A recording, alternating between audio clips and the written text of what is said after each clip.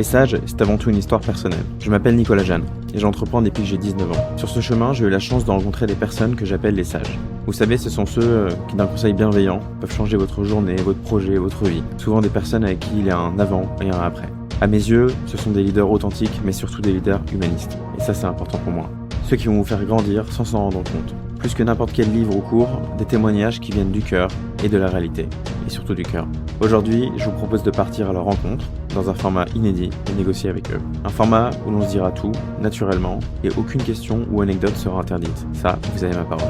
Un format axé sur leur activité, bien sûr, mais qui, évidemment, dérivera vers la vie, la société et les émotions. Mon but, c'est clairement de mettre en valeur l'aspect humain de ces personnalités qui me paraissent exceptionnelles et de casser la carapace. Casser la carapace, vous le sentez, c'est pas un mot par hasard. Pourquoi ? Parce que je pense que ça va vous permettre d'apprendre sur les plus grands leaders et leadeuses qui ont bâti et bâtissent la société. La France est une terre bourrée de talents et de leaders, et nous allons à leur rencontre. Bon voyage avec les sages.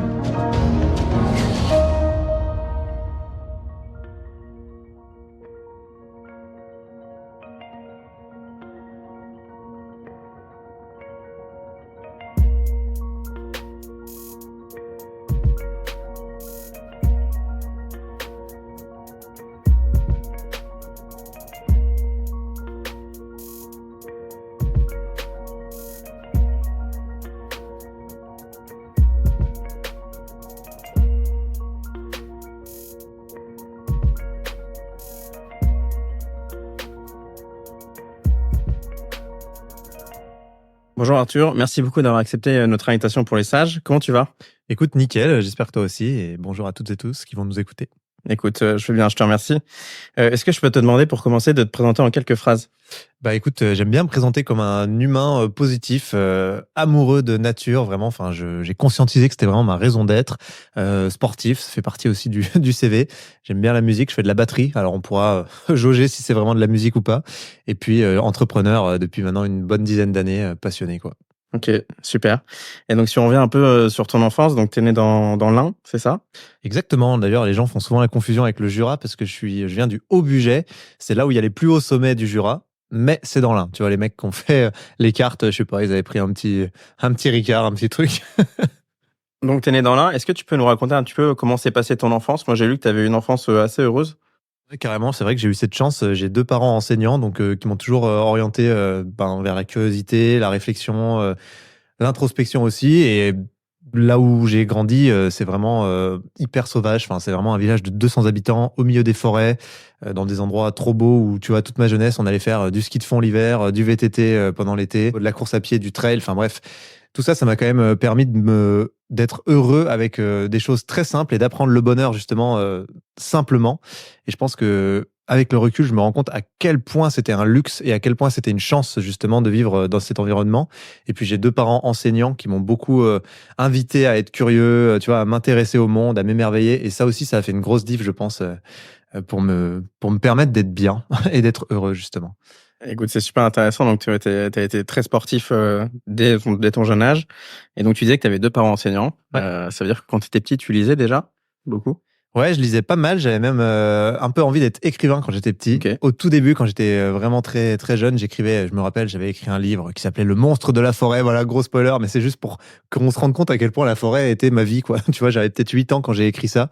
Plus tard, après, j'avais vraiment.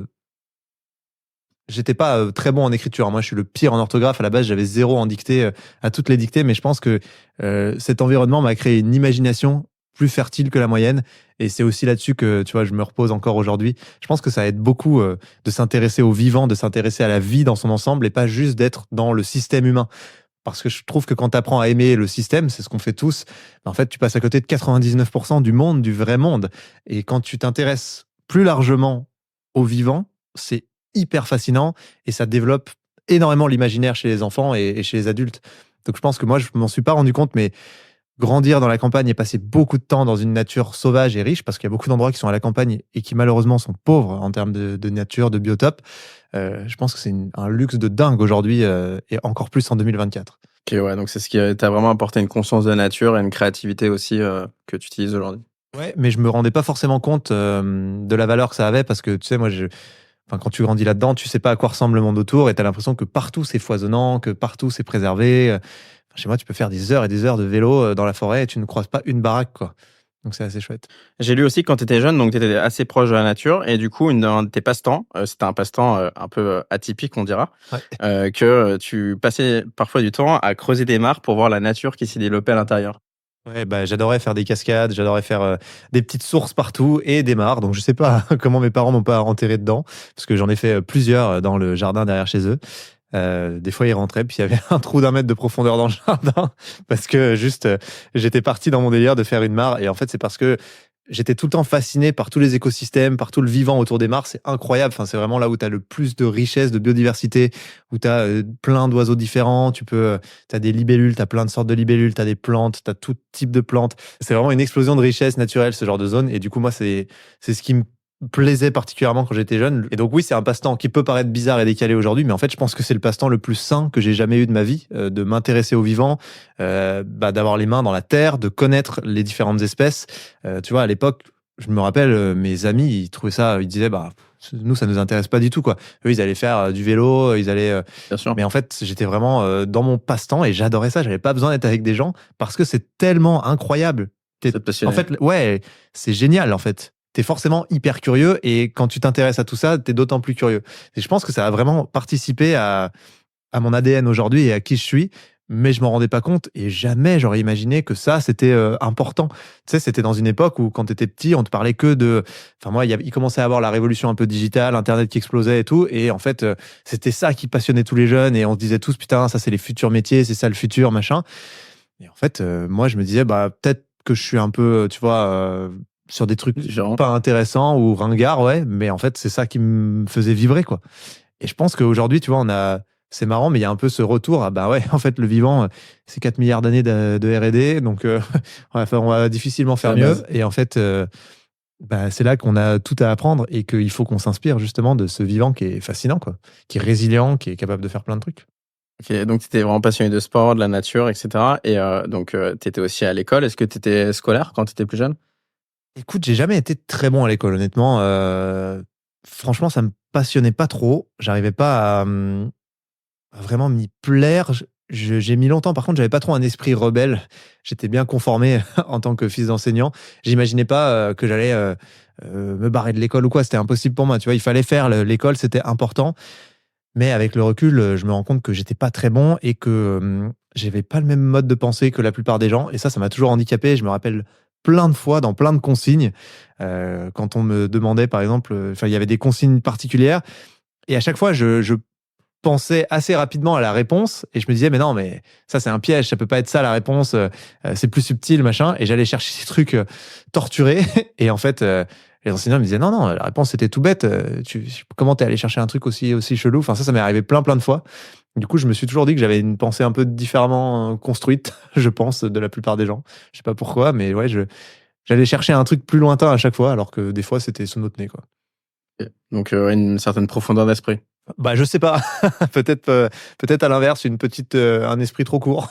Franchement, je le dis, c'est pas de la fausse modestie parce que parfois, je me rends compte que pour se lancer dans l'entrepreneuriat, il faut justement pas être trop dans l'hyper-réflexion. Il faut être plutôt dans l'action. Il faut plutôt tenter des choses. Et si t'es trop intellectuel, tu te lances jamais, tu fais jamais rien, en fait. Ok, donc là, on a parlé un peu de ton enfance. Si on fait un petit bond en avant, donc tu as ton bac. Bon, à l'avant, là, ouais. Tu fait quoi comme bac? J'ai fait un bac S. J'ai eu un bac S avec mention assez bien.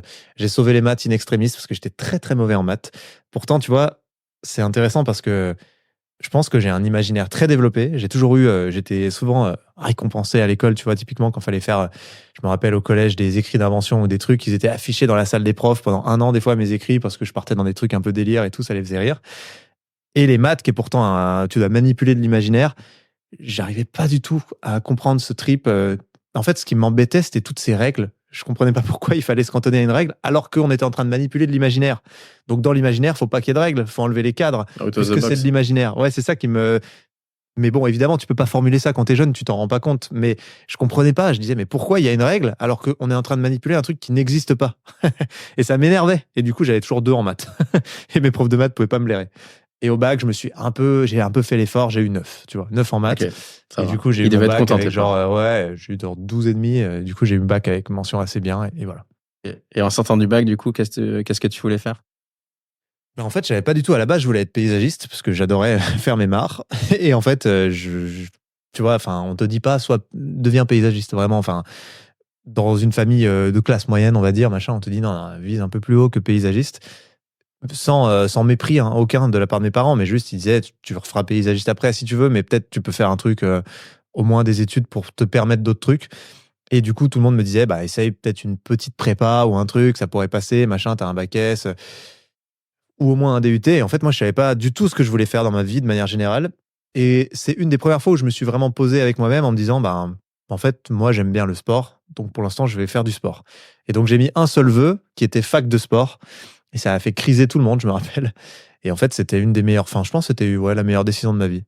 Donc, Et- la première fois que je me suis vraiment écouté, ça a créé une cascade de conséquences positives pour moi, mais assez dingue, quoi. Donc, tu as choisi ta première passion pour laquelle tu pouvais en faire ton métier. En Et, fait, c'était pas tant ma passion, le sport, c'était que quand tu es tout le temps dans la nature, tu fais du sport tout le temps. Parce que tu fais de la rando, parce que tu vois, tu fais plein de trucs, tu es tout le temps en train de te déplacer, tu vas loin, machin. Et en fait, c'est en extérieur, c'est quasiment que du sport quand tu es vraiment. Parce qu'il y a du dénivelé, machin. Et rien que le fait de marcher. ouais, Ça mais paraît marcher, basique, mais pour. marcher, si tu vas sur les craies du Jura, tu marches, quoi, tu vois, tu marches bien. Et du coup, ouais, j'étais pas passionné sport. Je pense vraiment, à chaque fois, je reviens à une passion pour la nature, quoi. Et bon, voilà, là, je me suis dit, bah, le sport, ça me plaît quand même bien, il y a des belles valeurs, je vais aller de ce côté-là, quoi. Ok, donc là, on est en 2011, donc tu as 17 ans, c'est ça? Ouais, j'ai 17 ans, je suis né en décembre, du coup, j'ai rentré à la fac à 17 ans et j'ai eu 18 en décembre. Et donc, tu rentres, tu fais STAPS, et comment ça se passe? Écoute, Staps, déjà, c'est incroyable parce que je sors de mon bac S où je suis dans les moins bons de ma classe et là, je suis dans les majors promo et j'ai rien fait. Enfin, tu vois, j'ai rien changé. Donc, je me suis rendu compte que j'étais pas si peu scolaire. En fait, c'est simplement qu'il y avait des endroits où j'étais moins bon que d'autres et quand tu es dans un truc qui te plaît et qui te parle, bah, déjà, tu deviens bon. Donc, ça, c'est génial parce qu'en fait, ça n'existe pas de dire quelqu'un est scolaire ou n'est pas scolaire. C'est juste quelqu'un est passionné, quelqu'un a un écho avec ce qu'il est Au en bon train endroit. de quoi? Et au bon endroit? Ouais, c'est ça, et au bon endroit, et aligné, et les sujets le touchent, quoi. Parce qu'en fait, c'est quand t'es pas intéressé, c'est pas que t'es pas scolaire si t'es mauvais. C'est juste que tu peux pas devenir bon dans un truc qui t'intéresse pas. Donc c'est un vrai sujet, et c'est pour ça que c'est important aussi que les enfants puissent choisir vraiment ce qu'ils aiment, parce qu'on est forcément bon dans ce qu'on aime. C'est génial. Il n'y a pas de gens plus bêtes que d'autres. Il n'y a pas de gens qui sont plus talentueux que d'autres. Enfin, moi, je ne crois vraiment pas à ça. Bien sûr, quand tu travailles un truc, après, tu deviens meilleur parce que tu élargis ton champ de réflexion, tu commences à avoir une pensée plus constellaire, parce que tu peux faire des liens entre différents champs de discipline. Mais c'est assez fou de se dire que le talent, en fait, c'est d'abord l'amour, tu vois. Et c'est quand on aime un truc qu'on est bon. Bon, bref. Et du coup, bah, fac de sport, il se passe un petit miracle, c'est que déjà, je me retrouve facile. Et le deuxième miracle, c'est que quand tu es facile en fac de sport, en tout cas à l'époque, eh ben, tu réussis tes partiels du premier coup. Et il y a les rattrapages après pour les autres. Sauf que ça laisse des vacances énormes pour ceux qui ont réussi du premier coup. Et donc, je me retrouve avec 6 mois de vacances par an. 6 mois et demi de vacances par an même. Donc, complètement dingue. Et c'est là que j'ai commencé à créer d'autres choses. J'aimais déjà essayer d'inventer des trucs. Enfin, je te dis, j'ai toujours été curieux. Tu vois, quand je faisais une cabane chez moi, il fallait que le porte-manteau, tu mettes ta veste et avec le poids de la veste, hop, je faisais des trucs avec des poulies, ça remontait le machin. Comme ça, il gênait plus dans la cabane. Ça me faisait triper. J'ai toujours adoré faire ça. Et là, en fac de sport, bah, j'ai découvert aussi le digital vraiment. J'avais Facebook, tu vois, qui était le réseau social de l'époque, mais je l'avais installé assez tard. Moi, j'ai eu un portable en seconde, tu vois. Enfin, j'ai été très préservé de l'euphorie digitale. Je pense que j'ai installé Facebook, j'avais, je sais pas, 14-15 ans, tu vois. Donc, du coup, j'avais jamais eu de réseaux sociaux avant. Donc, ça a été une découverte pour moi. Et là, hop, comme quand tu vas un peu mettre dans la nature, découvrir des trucs, bah, je me suis intéressé à la chose. Et c'est là que ça m'a plu, les communautés en ligne, que je me suis rendu compte que je pouvais faire des trucs et que ma vie a un peu commencé, ma vie entrepreneuriale en tout cas. Ok, on va en parler parce que tu as fait des choses super intéressantes avant Team for the Planet. Mais si je reviens rapidement sur STAPS, est-ce que tu avais confiance en toi déjà au lycée, au collège ou pas? C'est une bonne question. Non, j'avais pas confiance en moi. Au collège, particulièrement pas. Ça a été assez dur le collège pour moi parce que j'étais. En fait, quand j'avais ma mère enseignante, j'allais dans son école à elle, qui n'était pas D'accord. l'école à laquelle j'étais censé être. Donc ouais, du coup, quand j'allais à cette école-là avec ma mère, bah, j'avais tous mes potes dans cette école. Et quand je suis passé au collège, qui était le collège affilié à l'endroit où j'étais, bah, j'avais plus de potes. Donc je me suis retrouvé à rentrer en 6e, qui est quand même le moment ingrat de ta vie, sans aucun pote, quand tous les autres étaient entre potes. Et en plus, c'était très dur parce que nous, on avait 1 heure de transport en commun chaque matin et chaque soir pour venir de notre bled paumé jusqu'à notre collège. Et au lycée, c'était même pire que ça, c'était encore plus. Donc tu vois, je me levais à 5h45 du matin à 10 ans. Et je rentrais chez moi à 19h. Enfin, c'était vraiment... Fatigant. Ouais, c'était fatigant. Et je pouvais pas trop avoir d'interaction sociale au début parce que il fallait que je me fasse des potes, mais quand tu es au collège, c'est un moment qui est difficile. Donc là, non seulement j'avais pas confiance en moi, mais en plus, c'était un cadre qui était dur. Mais ça m'a appris pas mal de trucs, et notamment la résilience. Ça m'a appris à être seul avec moi-même aussi. Et à m'affronter, à affronter le fait d'être seul et à assumer ça, et aussi à savoir être seul sans que ça soit grave, tu vois. Et franchement, les deux premières années du collège, c'était un peu dur, le temps de vraiment me faire un vrai cercle d'amis, de me sentir accepté. Donc ça a été un moment un peu de travail sur moi. T'as des frères et sœurs? J'ai un petit frère qui a 1 an et demi de moins que moi, qu'on salue. Voilà. Donc oui, donc tu disais que collège, lycée, pas forcément confiance énorme en toi. Moi, ce qui m'intéressait de comprendre, c'est est-ce que Staps, t'avais trouvé un peu Ouais. un endroit où tu te sentais bien? Ouais. Est-ce que justement ta confiance en toi, là, elle a commencé à grossir? Ouais, en plus, c'est là que j'ai rencontré vraiment mes meilleurs potes d'aujourd'hui. En fait, c'était un peu un redémarrage de ma vie aussi, tu vois. J'avais des potes après au lycée, c'était très bien, tu vois. J'avais un groupe de musique et tout. Du coup, on sortait un peu du lot avec ça. Et donc, tu vois, j'étais avec les gars un peu populaires au lycée. J'avais un peu fait le switch. Mais par contre, la fac de sport, ça a été vraiment le moment où j'ai senti que j'étais avec des gens avec qui j'étais moi-même, et vraiment que ça marchait bien d'être moi-même à 100%, et que tout était aligné, et ça m'a fait beaucoup de bien, ouais, je pense. Après, j'ai jamais une seule seconde envisagé travailler grâce à mes diplômes de fac de sport. Mais par contre, tu as plein de petits diplômes qui m'ont quand même servi. Par exemple, j'ai eu le diplôme de maître nageur, j'avais jamais nagé de ma vie. J'ai passé ça parce que la fac me le payait. J'ai nagé comme un bourrin pendant 6 mois, mais non-stop, nuit et jour pour avoir le truc. On était 120 le jour de l'examen, il y en a 20 qui l'ont eu. J'ai toujours pas compris comment je l'ai eu. Et du coup, après, ça me permettait l'été, parce que j'avais 4 mois de vacances l'été, de faire du 2500 balles net par mois pour pouvoir payer justement mes études, pour pouvoir payer plein de trucs, parce que juste, sinon, c'était galère, quoi. Et ce donc, qui est énorme la à fac ton du sport âge. m'a beaucoup aidé pour ça. Ouais, ça m'a donné plusieurs petits diplômes comme ça qui m'ont aidé. Mais je me suis jamais vu prof de sport, jamais une seule seconde. Je me disais, je vais faire ce métier pour les moments où je le ferai pas, c'est-à-dire les vacances. Mais le reste du temps, je suis pas spécialement intéressé. Et je sais que mes parents se disaient, ah, bah, au moins, il va être prof, c'est chouette, tu vois. Bah non. Et donc, tu t'imaginais pas être prof de sport, et est-ce que tu te disais, tu fais confiance à la vie et tu vas voir dans les années qui viennent ce qui va se passer? Ou tu avais déjà, du coup, on va en reparler après, mais tu as monté déjà des boîtes, des entreprises durant la fac de sport. Est-ce que c'était un peu ton plan dans ta tête d'aller vers l'entrepreneuriat, ou tu savais pas trop encore? Non, je pense que j'avais pas de plan, honnêtement. Mais par contre, ce que tu dis est assez marrant et assez vrai. Je pense a posteriori que ouais, j'ai toujours fait une confiance aveugle à la vie. Je me suis toujours dit, mais mec, ça va bien aller en fait. La vie t'emmènera au bon endroit, il faut juste que tu sois toi-même. Et en fait, de plus en plus, j'avais ce truc-là, et j'ai jamais eu peur. Je me suis jamais dit, je vais me retrouver sur le carreau. Tu vois, je me disais, je ferais un peu maître nageur ou un peu un truc à droite à gauche, et puis je montrais mon métier. En fait, j'avais quand même cette vision de je me démerderai. Et cette confiance que tu as, elle vient d'où selon toi Alors, je pense que dans la vie? quand tu as passé pas mal de temps seul, déjà, tu apprends à te connaître, tu es plus à l'aise avec toi-même, tu t'affrontes, et justement, quand tu te connais, tu connais tes bases, tu connais tes forces, tu sais travailler sur tes forces. Et c'est con, mais beaucoup de gens ne savent plus être avec eux-mêmes. Enfin, j'en parlais il y a pas longtemps avec une psychologue qui me racontait qu'il y a beaucoup, beaucoup, beaucoup de gosses maintenant qui s'endorment avec des vidéos TikTok qui défilent. Ils les laissent défiler.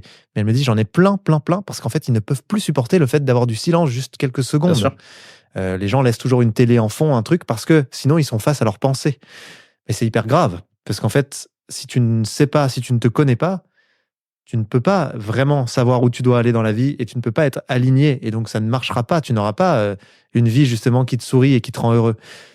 Et je pense que ça, moi, ça a été une force, tu vois, finalement, d'être un peu seul, d'avoir ce moment un peu difficile au début du collège. Je me suis retrouvé seul, j'ai appris à aimer être seul. Et la nature m'a beaucoup apporté ça aussi, parce que quand tu vas faire des randos, tu vas tout seul en haut d'une montagne. Moi, je regardais jamais l'heure. Enfin, vraiment, je rentrais quand le soleil se couchait. Et j'avais des fois pas vu que midi était passé parce que j'étais parti le matin. Et en fait, j'adorais ça. Être tout seul, regarder la vue pendant des heures et des heures. Et je pense que c'était une introspection hyper forte qui m'a beaucoup aidé à prendre confiance en moi, parce que j'ai appris comment je fonctionnais, j'ai compris que j'avais des forces, et j'ai assumé aussi d'être qui je suis, tu vois. Et ça fait une énorme diff aussi. Quand tu n'essaies pas de vivre par procuration pour te conformer à un schéma social, quand tu te dis non, en fait, moi, je suis comme ça, et si mes passions, c'est ça, bah, je vais travailler sur mes forces, je vais pas travailler sur mes faiblesses. Et peut-être par un heureux hasard, on arrive dans un monde où ça y est, tout d'un coup, les gens se disent, en fait, c'est vrai que la nature, c'est quand même un énorme sujet, on en dépend, on en fait partie. Et moi, c'est des convictions que j'ai forgées depuis tout petit. Donc, j'assumais ça à fond. Et puis, tout d'un coup, la société peut-être me laisse une place parce que ce sujet redevient sur le devant de la table. Mais je pense vraiment que c'est un sujet fondamental de savoir justement être un peu seul. Et ça donne aussi confiance en soi d'être seul parce que tu dois te démerder. Tu dois te démerder tout seul. Enfin, tu vois combien de fois je me suis pété plusieurs fois des bras, par exemple, en tombant, en faisant des conneries. Quand tu es tout seul, il faut rentrer chez toi, quoi. Faut te démerder. En fait, être autonome. c'est ça. Et tu apprends à te dire la seule personne sur laquelle je compte vraiment maintenant, c'est moi-même. Et ça te donne confiance en toi, mine de rien, tu vois. Et aujourd'hui, on est peut-être parfois trop assisté dans un monde où tu appuies sur un bouton, on t'apporte à bouffer, on t'amène un chauffeur, tu vois. Enfin, on a simplifié à l'extrême tellement de choses. En fait, des fois, il faut juste être un peu face à la complexité du monde. Des fois, je fais le parallèle avec le monde sauvage, justement, et je me dis, mais enfin, on n'est plus du tout. Les animaux, chaque journée, c'est faut trouver à manger et faut pas se faire bouffer, quoi. C'est un niveau quand même violent. Nous, on a nos CDI, on est là tous les mois, on sait qu'on a la thune qui va tomber, et donc du coup, nos sujets sont peut-être un peu anecdotiques par rapport au monde vivant, mais du coup, on en paye aussi le prix, puisqu'en face, on a beaucoup de dépression, beaucoup de perte de sens, beaucoup de gens qui, justement, n'ont pas confiance en eux. Et puis, quand tu es dans une société de l'hyper-comparaison, comme c'est le cas aujourd'hui, exacerbée par les réseaux sociaux, justement, si tu n'as pas des bases un peu solides de confiance en toi, ou en tout cas, si tu ne te connais pas et si tu ne sais pas ce que tu es et ce que tu aimes, tu es mort, quoi. En fait, tu te prends une tornade de trucs et tu ne sais plus qui tu dois être, quoi. Ça parle beaucoup ce que tu dis parce que moi, comme je t'ai dit avant l'interview, et on parlera un peu santé mentale dans un second temps, mais j'ai vécu un burn-out il y a à peu près 2 ans, et je crois que toi aussi. Et en fait, une des manières de me soigner, de me guérir et d'aller mieux, j'ai passé quelques semaines dans un centre de repos. Trop bien. Et en fait, dans ce centre de repos, on réapprenait une bonne hygiène de vie, c'est-à-dire le sommeil, le sport, l'alimentation, des relations sociales entre guillemets saines, et notamment aussi le fait d'être seul. Donc, tu vois, Bien de sûr. 13h à 15h, après manger, on devait être seul dans nos chambres. Ou pas dans nos chambres, mais et en fait, pour pas mal, et dont honnêtement moi aussi, je m'étais un peu perdu, c'était quelque chose qui était très compliqué parfois. Et donc, je vois très bien en quoi le fait d'être seul, parfois c'est un peu dur, mais ça t'apprend en fait qui tu es vraiment, et à être adulte, responsable, et t'épanouir plus dans ta vie. Ouais. Et ça fait peur de s'affronter dans un monde où, justement, on ne sait plus ce qu'il faudrait être. Mais c'est une clé absolue. Il faut absolument que les jeunes passent par ça. Et la nature est incroyable pour ça. T'as pas de réseau, t'es tout seul, tu marches. Mais tu sais, enfin, ça fait quelques centaines d'années qu'on vit dans des murs de béton où tout nous ramène tout le temps à la consommation, avec chaque vitrine, chaque stimuli publicitaire.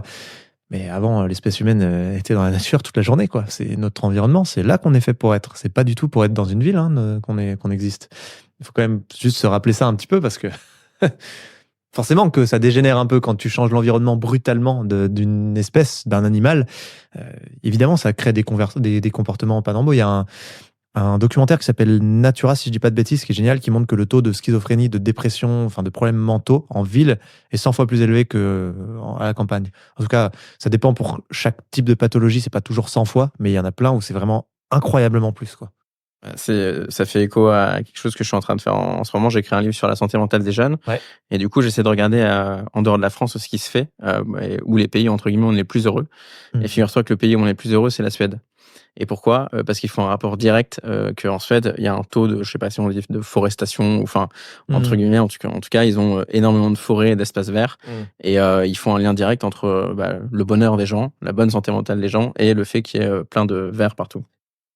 Je pense que, tu vois, enfin, c'est fou, on a l'impression de réinventer le feu, mais évidemment qu'on dépend du vivant autour de nous, évidemment que ça nous fait beaucoup de bien, enfin, ça nous ramène dans l'instant présent, chose qu'on ne sait plus faire, ça calme notre cerveau, ça lui apporte, moi j'aime bien dire la nature c'est mon massage du cerveau, parce que vraiment c'est un moment où t'es pas surstimulé, où t'es pas ramené en permanence à des pensées complexes ou liées à nos problématiques humaines. T'es juste dans un environnement qui t'apporte plein de choses parce qu'il y a plein de lumière, de couleurs. Ça t'apporte ce besoin de complexité quand même qu'on a, mais ça te calme. Enfin, vraiment. Et je pense que moi, plein de fois, on m'a dit oui, mais tu sais, toi, c'est ta version du bonheur, la nature, mais il y a d'autres gens pour qui c'est d'autres trucs.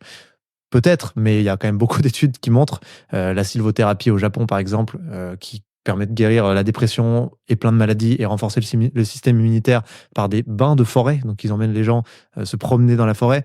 Et même des études, je revoyais un sondage là, il y a 2 jours qui disait, ils ont posé la question aux gens, c'est quoi le dernier moment où vous vous êtes senti vraiment vivant? C'est que je crois que 97% des réponses, c'est dans la nature, tu vois. Enfin, je pense qu'il faut quand même qu'on prenne un peu de recul, les humains. On est la nature. Tout n'est que nature. Nous, on essaie de s'en isoler, de nous faire une bulle de technologie, de ville. On est la seule espèce qui fait ça. Enfin, il faut qu'on réalise que c'est une pathologie, ce qu'on est en train de faire. Et je pense, comme tu disais au début de ce podcast, finalement, on est tous différents, on a tous des passions différentes, des parcours différents, mais on a quand même une base commune qui est la nature et puis qui est des bases comme le sport, l'alimentation, etc. Et comme tu le dis, c'est prouvé. Donc, c'est pas quelque chose qui est étonnant. Tout ce qui se rapproche de notre ADN, de ce pourquoi on est fait, de ce pourquoi on est censé habiter ce monde, forcément, ça nous met en bonne santé et ça marche bien. C'est pas, tu vois. C'est plutôt bien fait. Ouais, ça fait des millions d'années qu'on est là, qu'on évolue pour ça à la base. Donc là, on a fait un pas de côté très fort, mais tu vois, c'est pour ça que ces projets de société hyper technologiques et tout ça, même si c'était possible d'un point de vue écologique, en fait, je pense que c'est une hérésie quand même, quoi. Ça me fait penser, tu sais, moi, au tout début où j'ai eu, je suis désolé de revenir 2 fois sur ce sujet, mais ça fait écho aussi à la nature, etc. Au début que j'ai eu un peu mes problèmes de santé, j'ai été voir mon médecin et il m'a dit quelque chose, il m'a dit « va prendre l'air ». Et au début, j'ai pas trop compris, en fait.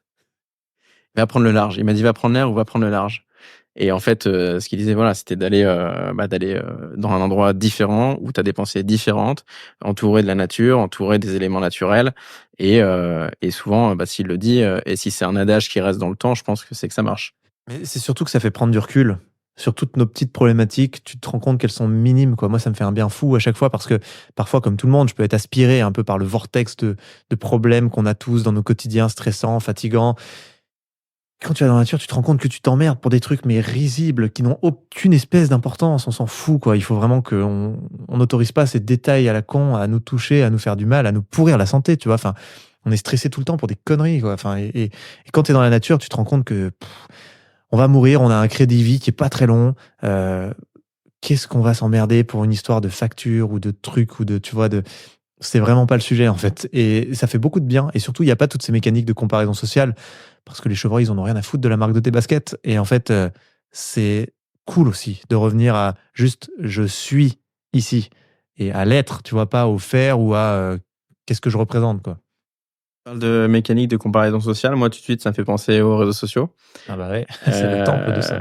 Qu'est-ce que tu, aujourd'hui, qu'est-ce que tu penses des téléphones, des réseaux sociaux? Je pense qu'il y a du bon, hein. Tu vois, moi, j'y ai trouvé plein de choses géniales. Ça permet encore de faire Team for the Planet aujourd'hui. Enfin, les communautés en ligne, c'est là-dedans que je suis né. Donc, c'est l'interaction humaine que je trouve intéressante. Tu vois, le fait de pouvoir partager un truc drôle tous ensemble ou tu vois quelque chose qui nous relie, c'est génial. Maintenant, comme toujours, quand c'est happé par des mécaniques commerciales et par un projet de société hyper commercial qui utilise justement la comparaison sociale pour vendre, parce que Instagram est une machine à vendre. Pose-toi la question, est-ce que Instagram serait devenu ce que c'est aujourd'hui si les annonceurs n'y avaient pas trouvé l'intérêt qu'ils y trouvent par le fait que les gens se comparent entre eux et donc se comparent sur l'aspect physique, donc les habits, tu vois, toutes ces choses qui sont vendables. En fait, je pense que Instagram n'aurait pas réussi à décoller. Ou ça serait resté. En fait, là, il y a eu des moyens colossaux qui ont été investis là-dedans parce que c'est des machines à vendre au service d'un projet de société qui est basé sur l'humain, agent économique, qui doit produire et consommer. Voilà, on existe pour ça aujourd'hui dans notre mécanique de société. Donc, je pense que le problème n'est pas le réseau social en tant que tel. Le problème, c'est encore une fois et à chaque fois la même, c'est le fait qu'il est rattrapé et ingurgité par un projet de société qui est ultra productiviste et qui voit l'humain comme un agent au service de ça. Et peut-être aussi la quantité. C'est toujours une question d'équilibre, peut-être. Bien sûr, mais qu'est-ce qui fait la quantité ? C'est justement des mécaniques commerciales qui poussent l'addiction. Tu sais, les réseaux sociaux, pour avoir géré l'Europe pour un gros réseau social américain, on avait 100 millions d'utilisateurs. Tu as des addictologues qui sont payés pour faire en sorte que les gens soient chimiquement addicts. Mais la seule et unique raison qui motive ça, parce que c'est quand même lunaire quand il réfléchit, c'est le fait que ça augmente les gains parce que tu vois plus de pubs, parce que du coup ça génère plus d'argent pour les régies et donc pour le réseau social.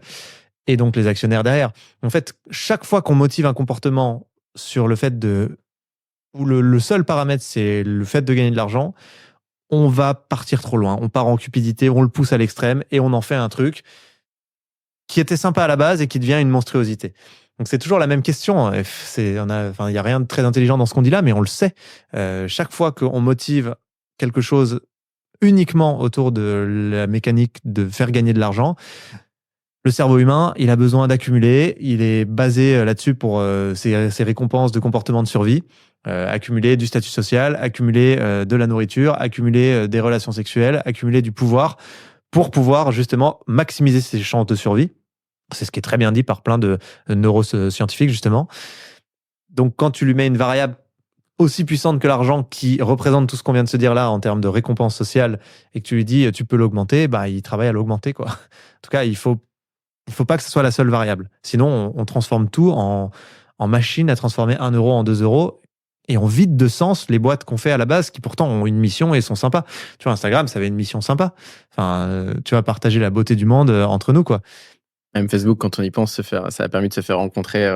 C'est trop bien, c'est d'avoir un réseau avec ses amis aussi pour pouvoir garder des nouvelles, repartager des nouvelles. C'est chouette aussi de voir ce que ses amis font, d'avoir les nouvelles de ses amis d'une certaine manière quand tu peux pas les voir tout le temps. C'est trop bien.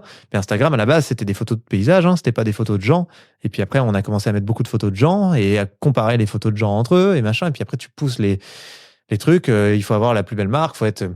C'est perfide, hein, le truc, vraiment. Enfin, les addictologues, c'est travailler. Typiquement, la mécanique où tu tires vers le bas pour faire recharger ton fil, tu sais, le scroll vers le bas qui recharge. Ça, c'est basé sur les casinos. Tu sais, quand tu tires comme ça et que tu ne sais pas ce qui va arriver.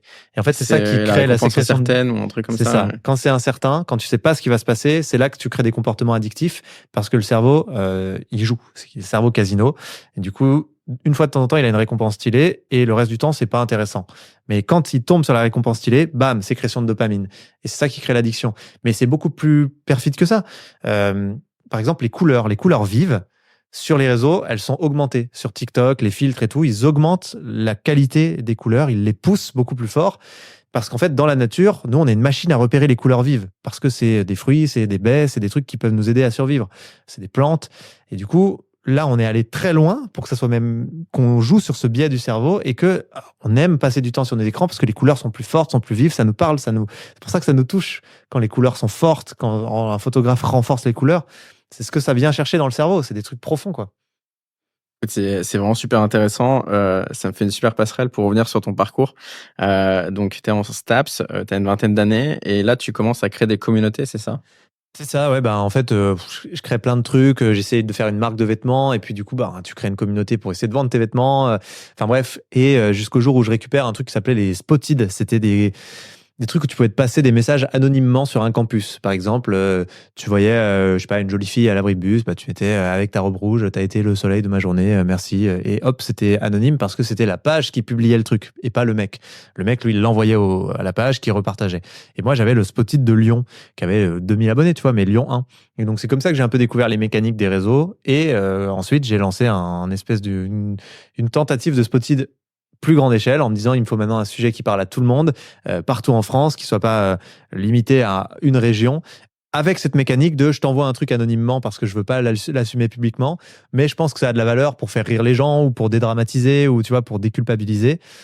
Et donc c'est là que j'ai créé Nuit sans folie, qui d'abord s'appelait Nuit de merde, qui a été un énorme buzz direct et où les gens envoyaient leurs petites anecdotes sexuelles un peu ratées, tu vois, les trucs que t'oses pas partager, mais en vrai, tu sais qu'il y a une vraie valeur parce que c'est drôle, ou alors, à l'inverse, que ça peut aider des gens à justement dédramatiser. Et donc, moi, je l'ai repartagé. Et ça a été un énorme carton, vraiment. Enfin, ça a été ce qui m'a lancé, quoi. Ok, donc c'est ta première vraie aventure entrepreneuriale. Et puis, tu crées d'autres communautés, c'est ça? C'est ça. En fait, une fois qu'on avait cette commu-là qui est montée jusqu'à 1 million d'abonnés, on avait une appli mobile qu'on a développée, où on a eu énormément de trafic aussi, parce que quand on a sorti cette appli, on était premier de l'Apple Store devant Snapchat, devant Tinder à l'époque, devant tout le monde, alors que tu vois, on connaissait rien au marketing. Enfin, j'étais seul avec un pote, on n'avait jamais rien fait de ça, mais je publiais tous les jours et à l'époque, c'était surpuissant les réseaux sociaux. Vraiment, il y avait une visibilité, mais c'était lunaire. Le reach, la visibilité organique était complètement débridée. Donc du coup, j'ai fait, je sais plus, 300 000 téléchargements en 2 jours sur l'appli, et puis après, elle est montée au million. Et donc ça rapportait de l'argent parce qu'il y avait des régies pubs qui mettaient de la publicité dans ces applis-là. Et donc, chaque fois que les mecs se baladaient dans le contenu, ils tombaient sur une pub de temps en temps.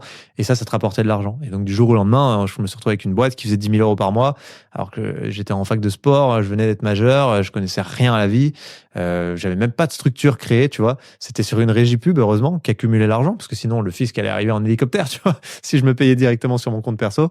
Et donc, tout ça a fait démarrer un peu le truc. Et ensuite, je me suis dit, putain, c'est intéressant cette mécanique de créer un média à partir d'une communauté en ligne.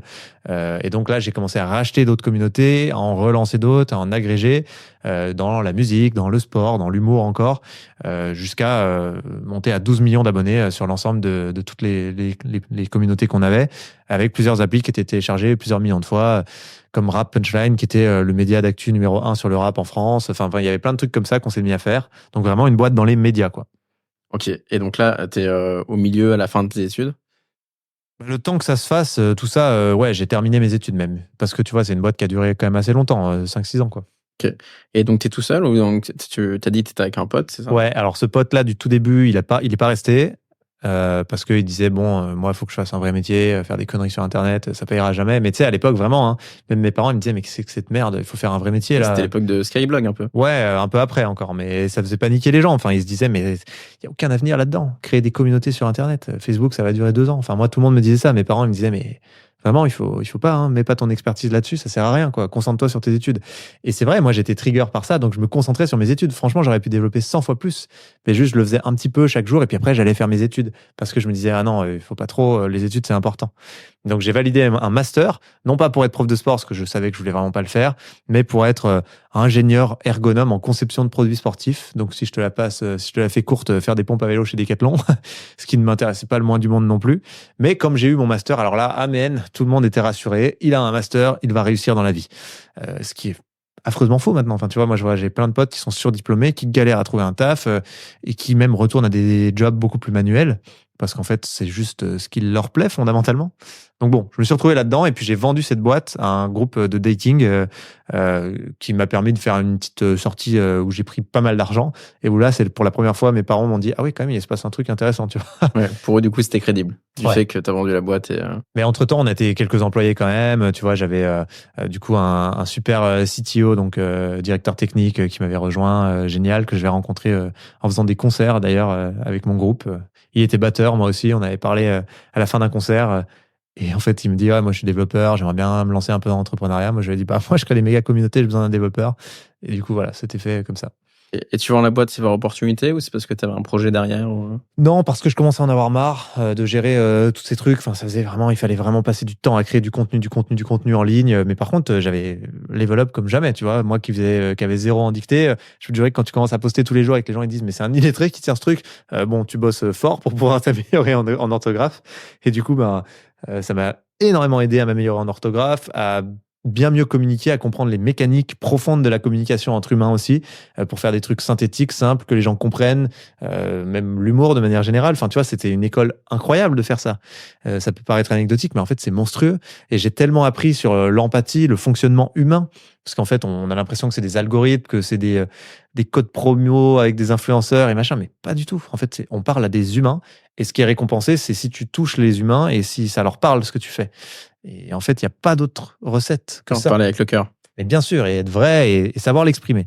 Donc ça a été un méga apprentissage pour moi, mais juste, j'avais aussi envie de faire d'autres types d'apps. Et puis, tu vois, je me suis rapproché de la structure qui m'a racheté.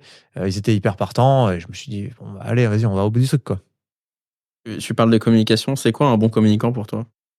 Bah, c'est un mec qui est aligné, qui dit des choses qu'il pense fondamentalement et qui font écho avec sa raison d'être. Tu vois, moi, Team Force the Planet, c'est peut-être le truc où on a le plus d'écho aujourd'hui parce que vraiment, c'est qui je suis, mais à l'ADN, quoi. Et en fait, trop longtemps, je pense que j'ai un peu lancé des boîtes comme ça parce que c'était marrant et puis ça prenait, mais c'était pas 100% aligné sur qui je suis absolument, quoi. Et en fait, quand tu fais ce qui te passionne vraiment, quand tu fais ce que tu as dans tes tripes, ça marche, mec. Enfin, si t'es passionné de coton-tige, lance une boîte de coton-tige, vraiment. Enfin, c'est ça qu'il faut que tu fasses, quoi. Faut pas aller faire un truc parce que c'est ça qui est valorisé aujourd'hui, tu vois. Moi, je vois plein de gens qui me disent, je vais faire des trucs dans l'IA, machin. Mais t'en as rien à branler de l'IA. Ouais, mais c'est le moment. Non, mais c'est une connerie en fait. La question, c'est est-ce que ça te plaît ou pas de travailler dans l'IA, quoi. Bien sûr, et tu peux faire un truc qui n'a rien à voir dans le riz lentilles et être le meilleur chef cuisinier qui vend la recette de riz lentilles la plus vendue au monde parce que c'est ça ton truc, quoi. C'est marrant parce que souvent, quand pareil, je croise des jeunes entrepreneurs, quand tu as envie de gagner de l'argent, généralement, le meilleur moyen de gagner de l'argent, c'est d'aller là où ça te plaît. Et après, l'argent vient, ça en découle souvent. Mais 1000 fois, d'ailleurs, mes premiers investisseurs, je me rappelle très bien, ils me disaient en fait, nous, on investit sur toi parce que tu ne cherches pas d'argent. Tu ne veux pas gagner de l'argent. Et tu vas en finir par en gagner. Ben oui, en tout cas, ils étaient convaincus de ça, mais ils ont tort parce que du coup, aujourd'hui, je gagne pas spécialement d'argent, tu vois. Enfin, j'ai vendu ma boîte, j'ai gagné un peu d'argent, mais je suis pas dans la quête de l'argent. C'est plus mon truc. Enfin, ça m'a jamais vraiment intéressé. Mais par contre, je suis assez convaincu qu'en effet, les super entrepreneurs, c'est des gens qui feront leur truc, mais même s'ils sont seuls à le faire, même si personne les suit, même s'ils n'ont pas de clients, ils le feront parce que c'est ce qu'ils sont. Et ils continuent même s'ils gagnent pas d'argent. Mais Je oui. connais beaucoup. Mais ça leur plaît en fait. Ouais. Ils sont heureux de le faire. Et ils le font parce que ça leur fait du bien. Et parce Ça les fait qu'ils kiffer. et parce qu'ils trouvent que c'est ça que le monde a besoin d'avoir. Et qu'ils veulent apporter ça au monde. Ils se disent, ça c'est ma mission. On est là sur Terre, il faut trouver sa mission, tu vois.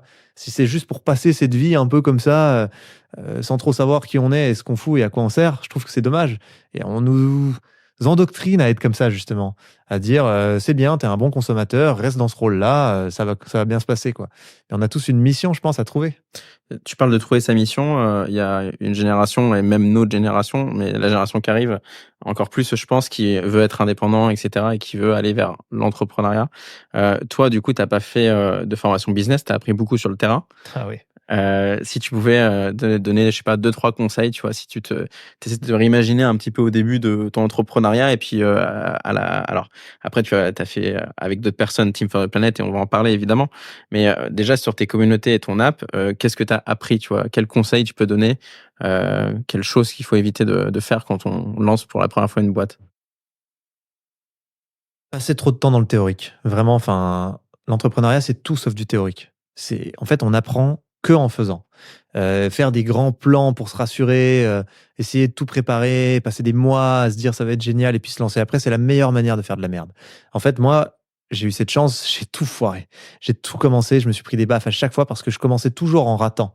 Forcément, je connaissais rien. Je fais une fac de sport, j'avais un village de 200 habitants, j'ai aucune chance tu vois, de pouvoir comprendre comment marche juste ne serait-ce que les mécaniques comptables d'une entreprise à la base. Et du coup, il faut se jeter dans le truc et t'apprends à une vitesse mais démesurée. Par contre, il faut être résilient parce que tu vas prendre des gifles toute la journée. Tu vas faire que de rater. Mais en fait, c'est le fonctionnement de la vie, hein. Dans la nature, c'est 9 échecs pour un succès. Et encore, tu vois, par exemple, j'ai vu qu'un arbre, pour se reproduire, c'est 1 milliard de tentatives pour faire un seul descendant. Donc ça donne un peu une petite ordre d'idée de ce que c'est dans la nature. Normalement, c'est même pas un concept, l'échec dans la nature. Nous, c'est un concept. Mais en fait, dans la nature, c'est juste le process normal. Et donc, dans l'entrepreneuriat, il faut partir avec cette vision. Je fais des trucs, ça va tout foirer. Mais je les fais pas parce que je veux réussir. Je les fais parce que c'est qui je suis. Je les fais parce que c'est ce que j'ai envie de faire. Ça me plaît. Évidemment, on se prend la pression. Oui, mais attends, il faut que tu gagnes ta vie. Tu vois, les parents qui sont là, attends, tu vas pas faire d'argent là-dedans, c'est une connerie. Et c'est le deuxième conseil. C'est oui, on fait ce qu'on a vraiment envie de faire. On se lance tout de suite, on essaie des trucs. Mais par contre, le premier truc qu'on essaie de faire, c'est trouver un modèle économique. Parce qu'on vit dans un monde qui est comme il est. Et la façon dont il fonctionne, ça peut être contre-productif d'être vraiment dans un modèle où tu n'as pas réfléchi ton modèle économique et où ça te pompe ta passion justement et ça te la casse. Moi, ça m'est arrivé des fois de lancer des trucs géniaux. On arrivait à avoir des utilisateurs, on arrivait à faire un truc qui fonctionne, mais on n'avait pas de modèle économique viable. Et à la fin, ça pète ta boîte, t'as monté un super truc, t'as des invests, t'es à fond, le truc fonctionne et ça vient te péter dans les dents. Il faut quand même pas oublier que c'est l'objet de la confiance au niveau mondial. L'argent, c'est ce qui nous permet de collaborer entre humains et donc ça te permet d'embarquer des gens avec toi pour t'aider à faire de ton projet une réalité. On est obligé de payer les gens, tu vois. Enfin, l'entreprise, ça a ça de génial que c'est ce qui transforme le monde. Et c'est l'objet le plus abouti de la collaboration. Et le ciment de ça, c'est le fait d'être capable d'offrir une rémunération pour que chacun puisse venir contribuer à un autre projet de société. Et c'est normal de gagner de l'argent. C'est normal d'être rémunéré quand tu fais un travail dans le modèle qu'on a construit. Moi, trop souvent, j'ai un peu mis ça de côté parce que vraiment, je pense que l'argent n'est, dans ma culture, dans ce qu'on m'a appris, n'est pas un sujet pour moi. Ça ne m'intéresse pas. Enfin, si je gagne ma vie, je suis très heureux. Voilà. Et je m'en fous d'être millionnaire et je me souhaite d'ailleurs jamais d'être millionnaire parce que je pense que j'y perdrais en termes de bonheur. Mais du coup, j'ai quand même trop négligé, donc il faut trouver la balance. Cet aspect, avoir un modèle économique, ça ne veut pas dire que tu es un avare. Ça veut dire que tu veux que ton modèle il tienne et que ta boîte elle puisse exister. Et ça, c'est un truc qu'il faut commencer par vendre du coup. Il faut tout de suite chercher des gens qui sont prêts à mettre de l'argent parce que ton service a une valeur. Bien sûr, et c'est ce que j'allais dire, si je peux me permettre de te compléter. Si les gens payent, c'est aussi parce que tu crées de la valeur. Bah oui, Et oui. donc, tu règles un problème. Et ça, c'est la première chose. Et la deuxième chose, moi, qui me paraît important, c'est que avoir un modèle économique, faire du chiffre d'affaires, ça amène aussi l'indépendance dans ta boîte. Et si tu peux, toi, te payer, c'est quand même important, payer tes salariés correctement aussi. Et éventuellement, on pourrait en parler, c'est un sujet, mais le fait d'avoir des investisseurs ou pas, Ouais. mais ça a des plus et des moins, Bien sûr. mais ça a aussi des moins. Parce Mm. qu'on voit souvent les plus, j'ai levé 5 millions, 10 millions, 20 millions, mais ça a aussi des moins. Donc si on est indépendant, au moins, on peut faire le choix d'avoir des invests ou pas d'avoir d'invest. Bien sûr. Et le moins numéro un, c'est que les actionnaires, dans le modèle comme il est pensé aujourd'hui, quand on a beaucoup, par exemple, ou que tu es une grosse boîte, ils sont pas au contact de la réalité opérationnelle de ce que tu fais. Donc, eux, leur seul bouton pour décider, c'est est-ce qu'on gagne de l'argent, oui, non. Et ça fait que la direction de la boîte, elle est forcément, elle prend un coup. Et puis, le deuxième truc, c'est la division de la responsabilité. Quand ils sont très nombreux, comme dans plein de boîtes, en fait, pareil, ils se disent, bon, j'ai mes petites actions, moi, je vais voter pour gagner plus d'argent, parce que c'est pour ça, c'est le critère qu'on me met devant les yeux. En fait, toi, à la fin, ça peut complètement te faire dévoyer la mission initiale et ce pourquoi tu as créé ta boîte. Donc, tu as raison, l'indépendance est extrêmement importante. Et on revient un peu sur ton parcours. Donc, tu vends ta première entreprise et tu décides du coup de rejoindre une boîte qui s'appelle Thriller. C'est ça, ouais. Entre-temps, j'avais remonté une autre startup, mais en parallèle de la première, aussi dans les apps mobiles, qui n'est pas forcément un succès, mais je trouve que c'est important de le préciser parce que j'ai levé des fonds, on a fait une belle aventure, on avait jusqu'à 20 salariés, c'était une belle boîte, en tout cas, le projet était intéressant, c'était pour faire du micro-événementiel de groupe. Donc, en gros, l'idée, c'était de dire, tu peux rencontrer des gens dans le cadre de petites activités de groupe sympas, qui s'appelaient des Who's Up, et c'était, je sais pas, faire un yoga dans un parc, apprendre à faire des cocktails chez quelqu'un, et donc ça marchait très bien. Il y a eu des milliers de gens qui nous ont dit merci, grâce à vous, j'ai un nouveau cercle d'amis, j'ai rencontré des gens géniaux. Il y avait des milliers et des milliers de Who's Up qui étaient créés, on avait 200 000 utilisateurs. T'es où là? T'étais à Lyon? À Lyon, ouais. Mais on n'avait pas de modèle économique. J'avais levé un peu moins de 500 000, je crois, ou 500 000, quoi, un truc du genre. Donc, on avait quand même fait beaucoup à levée de l'époque. fonds. Ouais, c'est ça quand même, ça existait, tu vois. Et en fait, le problème, c'est qu'on n'avait pas pensé le modèle éco et on n'a pas réussi à craquer le modèle économique. Et donc, à la fin, mes investisseurs m'ont proposé de remettre plus d'1 million d'euros dans l'aventure pour que ça nous donne du temps. Moi, je me suis lancé le défi en mode, les gars, on a 3 mois pour trouver le modèle économique. Mais à un moment, là, je me suis dit, non, là, je vais m'enfermer. Je vais devoir shifter, pivoter. On va perdre ce qu'était l'origine de ce projet, l'ADN de base, qui était permettre à des gens de profiter du digital pour avoir des vraies expériences dans la vraie vie qui soient chouettes.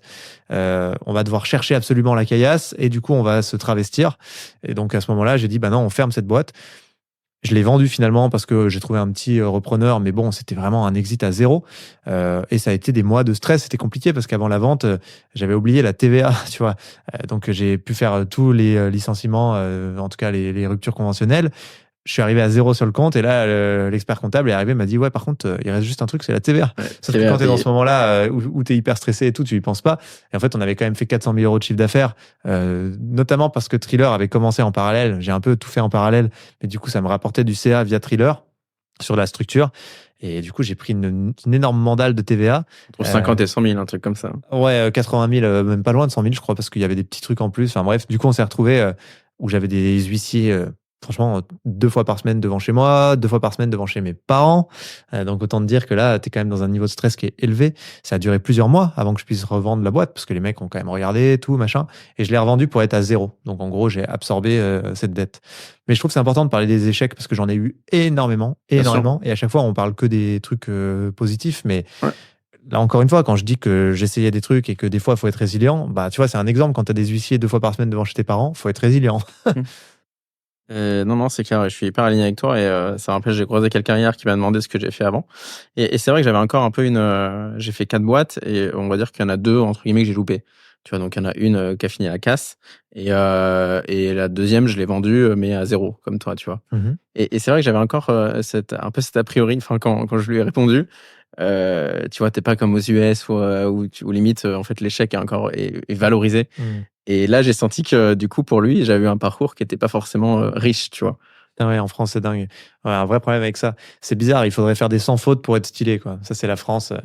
Mais au contraire, moi, maintenant, je valorise beaucoup plus les gens qui ont raté un truc, parce qu'en général, ils sont bien meilleurs derrière, quoi. Bien sûr. Bien sûr. Ouais. Ok. Donc pour revenir sur ton parcours, donc cette boîte, tu la vends à la casse, mais tu apprends énormément. Et donc là, tu vas rejoindre Thriller. Ça, Thriller, ouais. Thriller, excuse-moi.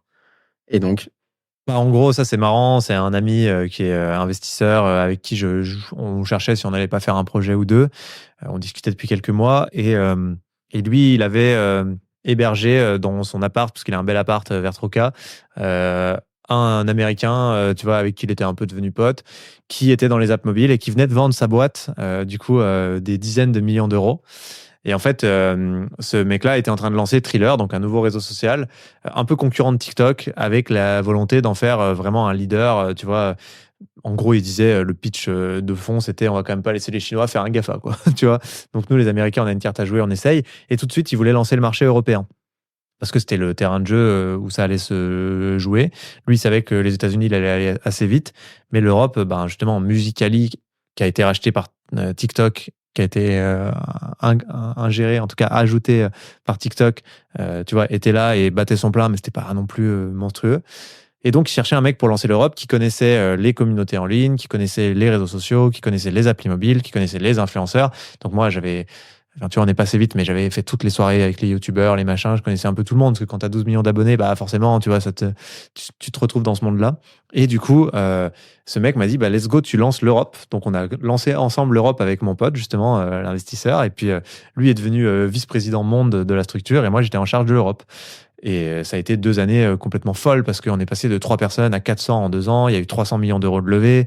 Ça a été de l'hyper-scale comme jamais. Mais en fait, tout ça pourquoi au final? Parce que je faisais juste danser des gamins dégénérés sur une appli smartphone, quoi. Tu vois, au bout de la journée, c'était ça qu'on faisait, quoi. Et on brassait de l'argent à mort pour ça. On faisait des millions de vues en ligne pour ça. On allait chercher les plus gros influenceurs. On mettait des trucs, des budgets dans des événements de dingue, sponsoriser le All-Star Game aux États-Unis, faire des trucs à Ibiza, des soirées, des machins.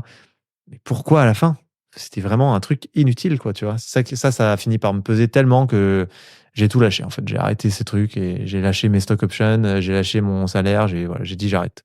Et donc là, tu pars dans une période, j'ai lu en préparant l'interview, de cheminement intellectuel pour Ouais. trouver un modèle d'entreprise plus vertueux. Ouais, carrément. Bah, en fait, à ce moment-là, je m'étais quand même beaucoup intéressé au sujet du dérèglement climatique, parce que je voyais dans le Jura et dans le Haut-Bugey les transformations qu'il y avait. Et franchement, c'était pas joli à voir. Enfin, tu vois, la neige, il y avait 1 mètre de neige chez mes parents avant. Bah, là, quand il neige, c'est rare. C'est pas une hyperbole, vraiment littéralement. La forêt qui se transformait, parce que vraiment, tu as plein d'invasifs qui sont en train de la dégommer, et à cause des sécheresses, c'est hyper compliqué. Tu as même eu des feux de forêt dans le Jura récemment. Enfin bref, tout ça fait que je me suis dit, putain, mais c'est quoi, qu'est-ce qui se passe? Je connaissais pas très bien, moi, le sujet du climat, quoi. Je connaissais bien la nature, j'aimais la nature, mais j'étais pas un théoricien, encore une fois, j'étais pas du tout un expert. Et donc là, je suis rentré dans le sujet et je l'ai bourriné, parce que moi, je suis comme ça, quand je rentre dans un sujet, j'ai vraiment besoin d'aller dans le fond du truc. Et donc, j'ai bourriné le sujet dérèglement climatique, limite planétaire. Et là, je me suis dit, waouh, putain, c'est monstrueux. En fait, j'ai pas du tout compris ce qui se passe. Et en même temps, ça m'a énormément excité, parce que je me suis dit, en fait, j'ai pas besoin d'aller dans ce modèle de société-là. J'ai pas besoin d'être cette typologie de personne qui est un gars dans la tech, qui veut faire toujours des apps et des machins. Il y a un sujet de société monstrueux qui est en train d'arriver, et peut-être qu'en étant à nouveau le Arthur enfant qui aime la nature, qui s'intéresse à la nature, qui veut protéger la nature, bah, je peux être un super entrepreneur aussi, et peut-être même que je peux être un entrepreneur qui est valorisé dans le monde de demain, tu vois. Et ça m'a excité, parce que je me suis réconcilié avec le Arthur enfant. C'est ce que Tu vois, je m'étais un peu éloigné de lui. T'as rapproché ton enfance, ce que t'es vraiment, et ton entrepreneuriat qui te passionnait, quoi. Exactement. Et je me suis dit, je veux plus passer une sombre foutue heure de ma vie à ne pas faire un truc utile pour la nature. Parce que c'est ça ma raison d'être. Et je me rappelle, je l'ai senti vraiment. Le jour où j'ai refusé mes stock options et je me suis barré, en fait, je me suis rendu compte que je ne voulais plus, jusqu'au bout de ma vie, faire un truc qui ne soit pas lié à la nature et à sa préservation et au fait qu'elle soit belle, quoi. Et là, j'ai senti l'alignement absolu, tu vois. Mais ça m'a pris du temps. Pour ça que quand je parle d'alignement, je le dis comme si c'est facile, mais c'est dur de savoir ce qu'on aime, ce qu'on veut être et ce qui nous permet d'être aligné.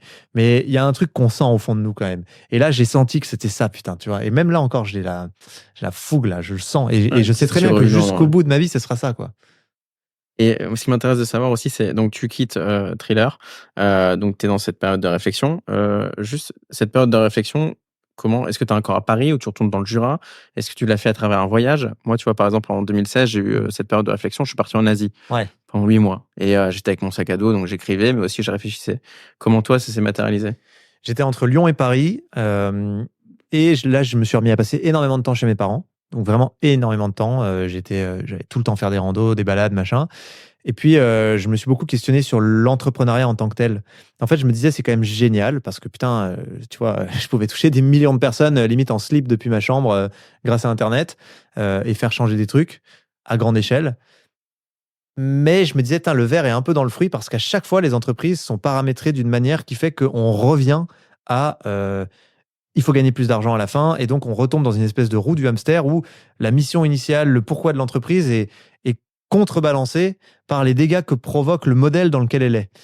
Ce modèle d'accumulation, de toujours plus, de générer de l'argent, en fait, ça a beau avoir une mission géniale, quand tu évolues dans ce cadre-là, à la fin, ce cadre finit par peser tellement que ta mission, elle réduit et que ce que t'apportes, ce que tu crées négativement, juste efface tout le positif que tu essayes de générer. Enfin, tu vois, c'était vraiment une réflexion que j'avais beaucoup et je me disais, mais putain, c'est quand même hyper dommage. C'est un outil génial, mais c'est juste le paramétrage de l'outil qui est inspiré et influencé par des décennies de néolibéralisme qui fait qu'on fait un truc contre-productif à la fin. Et donc, c'est là que j'ai eu des réflexions, en effet, sur modèle d'affaires, entrepreneur, mais entrepreneur autrement, ou en tout cas dans un cadre différent. Et là, je passais beaucoup de temps à Paris, notamment dans les bureaux d'un pote qui avait monté un truc qui s'appelle Germinal à l'époque, voilà, Grégoire Gambato, voilà. Et donc ça battait son plein et moi j'étais tout le temps là-bas fourré dans leur bureau parce que je me suis toujours dit faut être là où ça se passe, tu vois, faut être là où est l'énergie pour que ça infuse, pour que tu aies des idées. Et c'est là que j'avais commencé à imaginer un premier modèle de truc qui s'appelait Optimiste parce que je voulais aborder l'écologie de manière joyeuse, positive. Je me disais mais comment veux-tu que les gens s'engagent là-dedans si on a l'impression qu'on va tous mourir et que c'est un truc de dépressif, tu vois, c'est impossible. Donc je me disais, il faut absolument que ça ait l'air bien, que ça ait l'air mieux. Et si déjà ça a l'air cool, je pense que les gens auront envie d'y venir. Donc je partais avec ce pitch un peu marketing. Et puis c'est en commençant à travailler là-dessus que j'ai rencontré mes associés actuels. En fait, je connaissais déjà l'un de mes associés actuels, Mehdi, qui avait des bureaux au-dessus des miens à Lyon. Mais on avait parlé 2-3 fois, on s'était jamais rendu compte qu'on partageait un même cheminement de vie. Et en fait, mes associés ont tous monté des boîtes aussi et se sont tous retrouvés un peu à ce même constat de bon, entreprendre, c'est vraiment stylé. Mais si c'est pour être entrepreneur qui court derrière le fait d'être millionnaire à Dubaï pour pouvoir consommer toujours plus, bah en fait, on reste des victimes, quoi. C'est juste que l'échelle de la victimisation est mieux adaptée à nous, tu vois. Et en fait, on a partagé un peu cette conscience-là. On s'est dit, mais on n'a pas envie de des entrepreneurs dans la roue du hamster qui chaque année achètent une roue plus grande. Nous, on a envie d'entreprendre en dehors de la roue du hamster. Et là, on a eu un petit coup de foudre entre nous en mode, vas-y, on fait un truc. Et donc, eux avaient déjà réfléchi à un modèle depuis 12 ans sur le sujet. Ils s'étaient jamais trop passés à l'action parce qu'ils avaient leur boîte en parallèle. D'autres se sont greffés sur le truc qui étaient des potes à l'un ou l'autre de l'équipe. Donc, c'est comme ça qu'on s'est retrouvé à 6 entrepreneurs à l'origine. Et moi, j'avais vraiment, avec Optimist, cette vision de faut faire un truc qui trouve des innovations qui ont un énorme potentiel d'impact. Et en même temps, il faut s'assurer qu'elles ont un modèle économique viable, grâce notamment à toutes les techniques qu'on avait appris avant, tu vois, parce que pour le coup, dans les boîtes qu'on montait avant, on était aussi pas mal sur des trucs où on utilisait beaucoup le digital pour s'assurer qu'il y avait un modèle. Tu vois, par exemple, on créait un produit fictivement sur Internet. Il n'existait pas dans la vraie vie, mais on faisait un site internet qui vendait un produit qui n'existait pas et on faisait des pubs sur Facebook pour aller voir s'il y avait des vrais clients. Et quand on mettait 1 euro, on regardait si on arrivait à être viable ou pas, quoi. Et ça nous permettait de nous dire, OK, on le fait vraiment. Donc ça, c'est des trucs, tu vois, qu'on avait appris et moi, je voulais les remettre un peu dans la mécanique en disant, il faut qu'on assure que ces innovations, elles pourront avoir une viabilité économique et il faut en même temps qu'elles aient d'abord et avant tout de l'impact et il faut s'assurer que leur viabilité économique est bien au service de leur impact et pas l'inverse. Et donc en avril 2020, donc là, tu es avec Mehdi Colli, Nicolas Sabatier, Laurent Morel. C'est tout? Ou il y en a d'autres? Denis Gala-Garcia. Denis. Et Colline. Ouais, Colline Et de Belle. Colline. Et donc, Time for the Planet À l'époque, ouais. est créé. Et donc, les statuts sont déposés au greffe de Lyon. Est-ce que tu peux nous dire, du coup, nous définir qu'est-ce que c'est que maintenant ça s'appelle Team for the Planet? Ouais, carrément. Au début, c'était Time, mais on en parlera peut-être. Et donc, c'est quoi Team for the Planet? Time for the Planet, pardon. Bah moi, j'aime bien en fait, pour moi, c'est une grande expérience de nouveau modèle d'affaires. C'est peut-être même la plus grande expérience de nouveau modèle d'affaires qui a jamais été mise sur pied, puisque nous, on a décidé qu'on allait créer une boîte où le modèle d'affaires, donc le modèle actionnarial notamment, était vraiment pensé et paramétré de A à Z pour que tout soit toujours orienté sur l'impact. Donc nos actionnaires n'attendent pas de retour sur investissement. Aujourd'hui, on a 121 000 actionnaires, financiers en tout cas. Ils attendent un retour sur investissement en tonnes de CO2 évité qui s'appelle du dividende climat. C'est un truc qu'on a co-créé avec l'ADEME, l'ONU, une cinquantaine d'experts carbone internationaux et qui matérialise de manière robuste, auditée, certifiée, le nombre de tonnes de CO2 évitées chaque année grâce à ton argent que tu as placé dans Team for the Planet. Et ça nous permet de faire des investissements que le monde économique traditionnel ne peut pas faire parce que la plupart des innovations, et je vais expliquer comment on fonctionne juste après, mais qu'on finance, c'est des innovations qui ne sont pas financées par le monde économique traditionnel parce qu'elles ne permettent pas de faire des gros multiples à court terme pour gagner beaucoup d'argent ou des exits rapides. Non, c'est des innovations cruciales pour l'avenir de l'humanité, structurantes pour nos sociétés, qui sont là pour être un socle à tout le reste de l'économie. Mais comme l'économie s'est sacisée un petit peu et que maintenant on veut vendre très vite, faire des gros chiffres rapidement, en fait, elles sont même pas dans les radars. Et donc, nous, on est parti un peu de ces constats-là en se disant, il faut qu'on pense notre modèle d'affaires pour qu'on soit capable d'aller accompagner ces boîtes et qu'on leur donne les moyens d'exister et qu'on soit pas rattrapé par la patrouille du toujours plus financier. Et c'est pour ça qu'on a été un peu radicaux. On dit pas que toute l'économie doit ressembler à ce qu'on fait, mais on est convaincu qu'une petite partie de l'économie doit ressembler à ce qu'on fait pour que le reste puisse exister. Bon, ça, c'est ce qu'on est. Maintenant, qu'est-ce qu'on fait? Et ben en fait, au départ de l'aventure, nous, en tant que simple citoyen, on essayait d'agir et on se rendait bien compte que quand t'es pas milliardaire ou président de la République, c'est quand même difficile d'avoir de l'impact. Et donc, on se demandait comment on pouvait permettre à n'importe qui d'élargir son rayon d'action à l'échelle mondiale, pour le climat notamment. Et on a rencontré plein de scientifiques dans cette démarche, et notamment Jean Jouzel, qui est l'ex-vice-président du GIEC, qui nous a parrainés dès le départ et qui nous a présenté plein d'autres scientifiques. Et en fait, à chaque fois, on nous a remonté le même constat. Aujourd'hui, il y a un levier d'action très fort sur lequel vous pourriez aller avec ce modèle d'affaires-là, parce que vous êtes dans une composition qui vous permet d'avoir la liberté de le faire. C'est, oui, on sait, il faut de la sobriété massivement, mais pour aller vers un monde plus sobre, il faut aussi des innovations qui nous permettront de transformer le monde dans lequel on est. Pas des innovations technosolutionnistes pour continuer dans le toujours plus et faire de l'astéroïde mining. Justement, des innovations qui nous permettent de repenser le monde dans lequel on est, de faire autrement. Et ces innovations, elles ont besoin de passer à l'échelle aujourd'hui, mais elles n'y arrivent pas. Et ce qui est fou, c'est qu'elles sont déjà là. La plupart n'ont pas besoin d'être inventées, elles sont déjà là. Et le problème pour lequel elles n'arrivent pas à passer à l'échelle, c'est qu'elles sont portées par des scientifiques, des ingénieurs, des chercheurs. Et ces gens-là, c'est pas des entrepreneurs. Donc, quand il s'agit justement de trouver le modèle économique viable, d'en faire une vraie entreprise qui peut recruter des clients, des salariés, etc., bah, ça marche pas. Et nous, ça nous semblait fou parce qu'on connaissait des très bons entrepreneurs qui avaient monté des boîtes énormes dans des secteurs qui n'avaient rien à voir et qui, comme nous, se posaient la question de leur utilité et de mettre leurs compétences entrepreneuriales au service de l'urgence climatique. Et donc, on s'est dit, on va faire le Tinder du climat. On va aller chercher d'un côté ces innovations avec un énorme potentiel de décarbonation que le monde économique traditionnel néglige et ne finance pas parce qu'elles ne sont pas des machines à cash à court terme. Et on va aller chercher de l'autre côté des entrepreneurs chevronnés qui ont monté des très belles boîtes. On va les mettre ensemble. N'importe qui pourra participer à l'aventure en devenant associé, actionnaire à partir d'1 €. Donc, c'est pas un don, on n'est pas une asso, hein, comme je te l'explique. C'est vraiment, on travaille au niveau des modèles d'affaires parce que pour moi, c'est là qu'on va changer le monde. Faire une asso, c'est génial. Mais si tu te finances grâce au salaire des gens, parce que c'est ça finalement les dons, via des impôts ou via des dons directs qui viennent d'un modèle d'affaires d'une entreprise, malheureusement tu ne travailles pas au niveau des causes, tu travailles un peu au niveau des conséquences. Donc nous, vraiment, on a choisi que ce soit des actionnaires, ils sont copropriétaires de l'aventure, ils peuvent investir à partir d'1 €, donc c'est très accessible, ça se fait en 2 minutes, mais par contre, avec cette grande tirelire collective, on finance ces projets-là, et comme ils n'attendent pas de retour financier sur leur investissement, et ben, toutes les décisions qu'on prend, c'est toujours pour plus d'impact. Et en fait, ils ne nous font jamais chier pour plus d'argent, ils nous font toujours chier pour optimiser l'impact, s'assurer qu'il y a plus d'impact. Et ce qui est assez fabuleux, c'est qu'on voit que les boîtes qu'on sort sont en train en plus de devenir des boîtes très rentables, donc qu'on peut avoir encore plus d'impact, quoi. Et alors, ça me mène à plein de questions. Alors, Ouais. cette tirelire collective, comme tu dis, déjà, aujourd'hui, vous avez levé combien d'argent, si c'est pas indiscret? On a levé pas loin de 34, je crois, millions d'euros, ou 33, je sais plus la date exactement, mais ouais, voilà. Ok. Ce qui est déjà une énorme somme. En combien d'années? En 4 ans, du coup. Ok.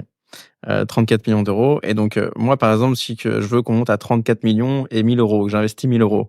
Donc, tu m'as dit, je vais avoir à la fin de l'année un dividende climat. Qu'est-ce que c'est un dividende climat? C'est un bout de papier que je vais recevoir par la poste? Alors, c'est un peu plus solide que ça. Comme je te disais, vraiment, maintenant, c'est devenu... donc, nous, on était à l'initiative du truc, on l'a co-créé avec plein d'experts, mais c'était pour que ça ait une application dans le monde réel, au-delà de nous.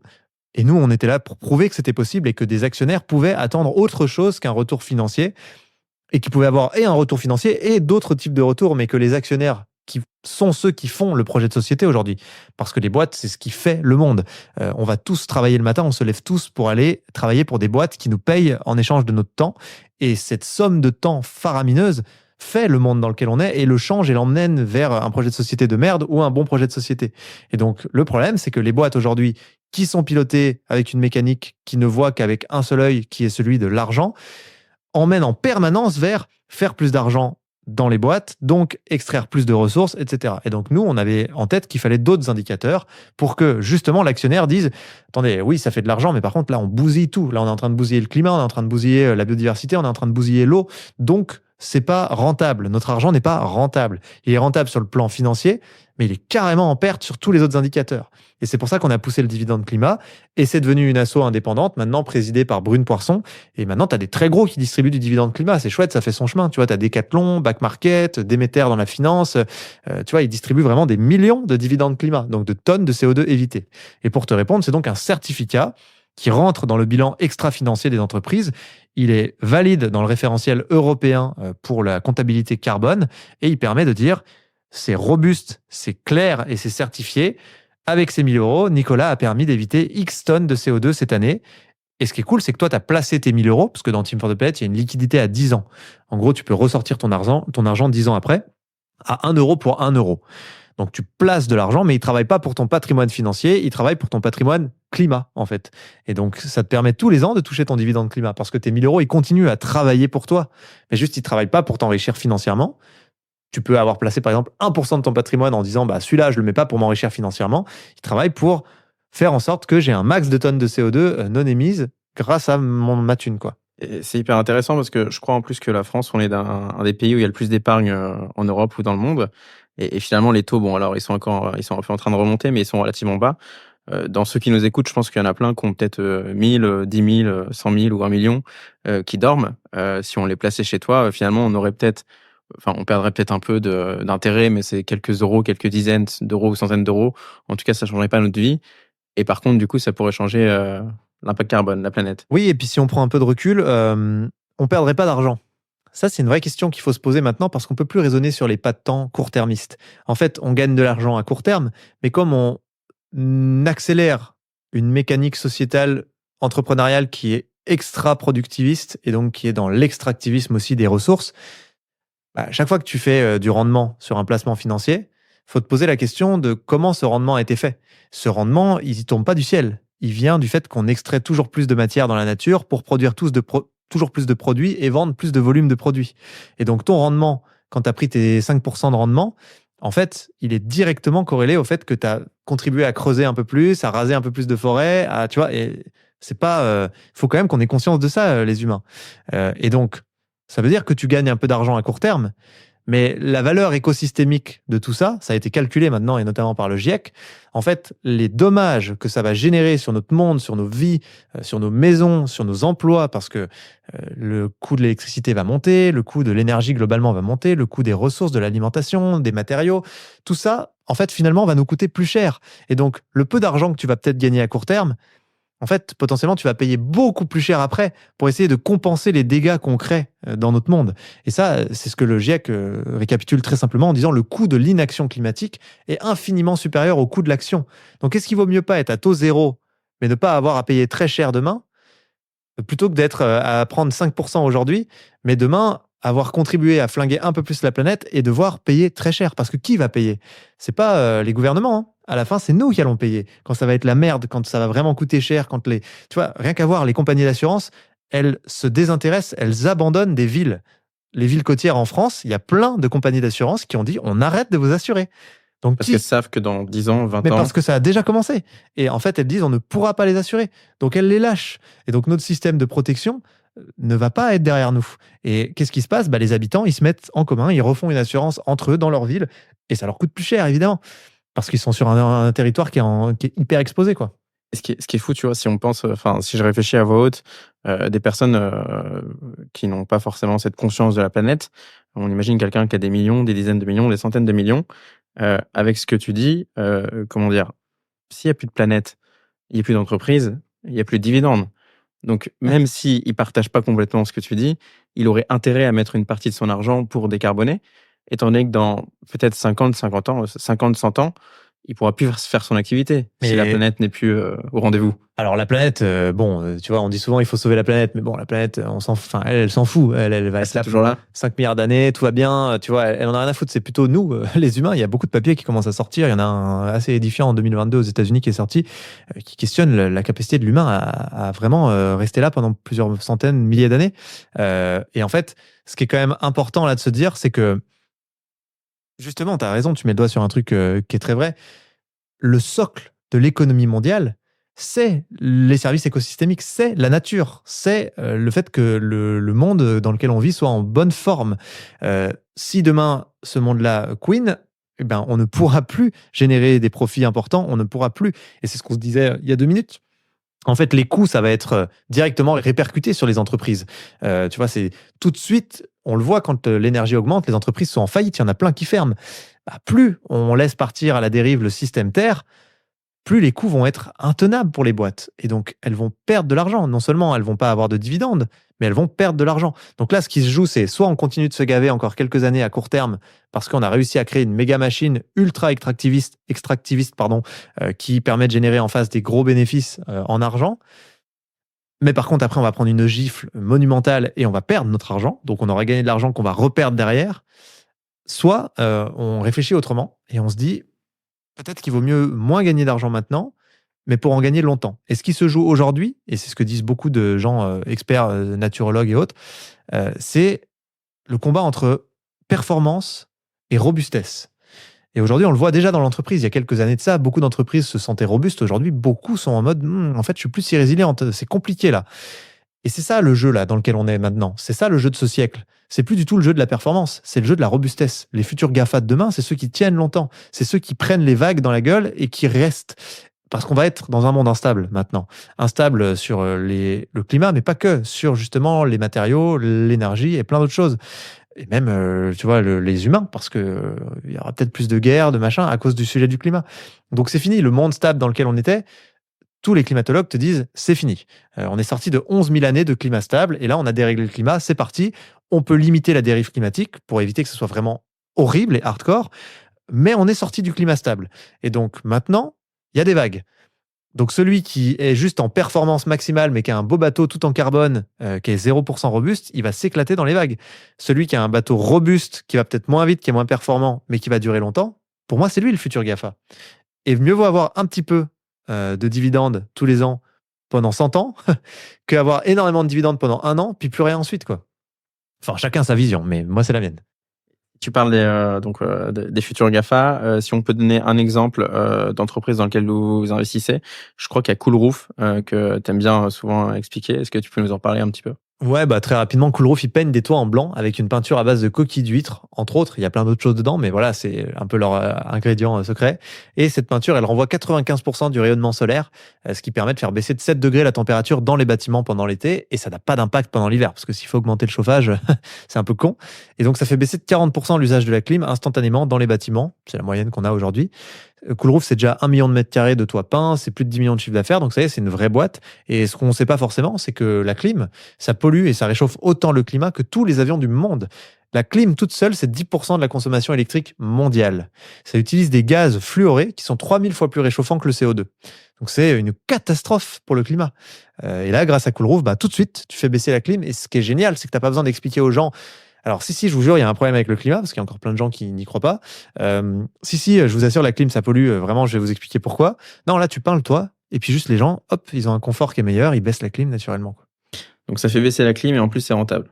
C'est rentable économiquement très vite, parce qu'en effet, tu as raison, avec le coût de l'électricité qui a augmenté, on a fait des tests sur des McDo. Bon, c'est pas forcément les meilleurs trucs, mais c'est pas grave, au moins, on avait un test viable. En fait, au bout de 2 ans, ils sont rentables économiquement. Donc, ce que leur a coûté le fait de mettre du coolroofing sur leur toit, en fait, ils gagnent de l'argent après parce que ça leur coûte moins en électricité puisque la clim consomme énormément d'électricité, on vient de le dire. Ok, écoute, génial. Dernière question sur Team for the Planet. J'ai lu que vos rémunérations en tant que dirigeant, alors aujourd'hui vous êtes 4 dirigeants, 3. Maintenant, on est 4 dirigeants, ouais. Ok. Vous avez du coup une rémunération qui est limitée statutairement à 4 fois le montant du SMIC. Exactement, par personne. Okay. C'était important pour vous ?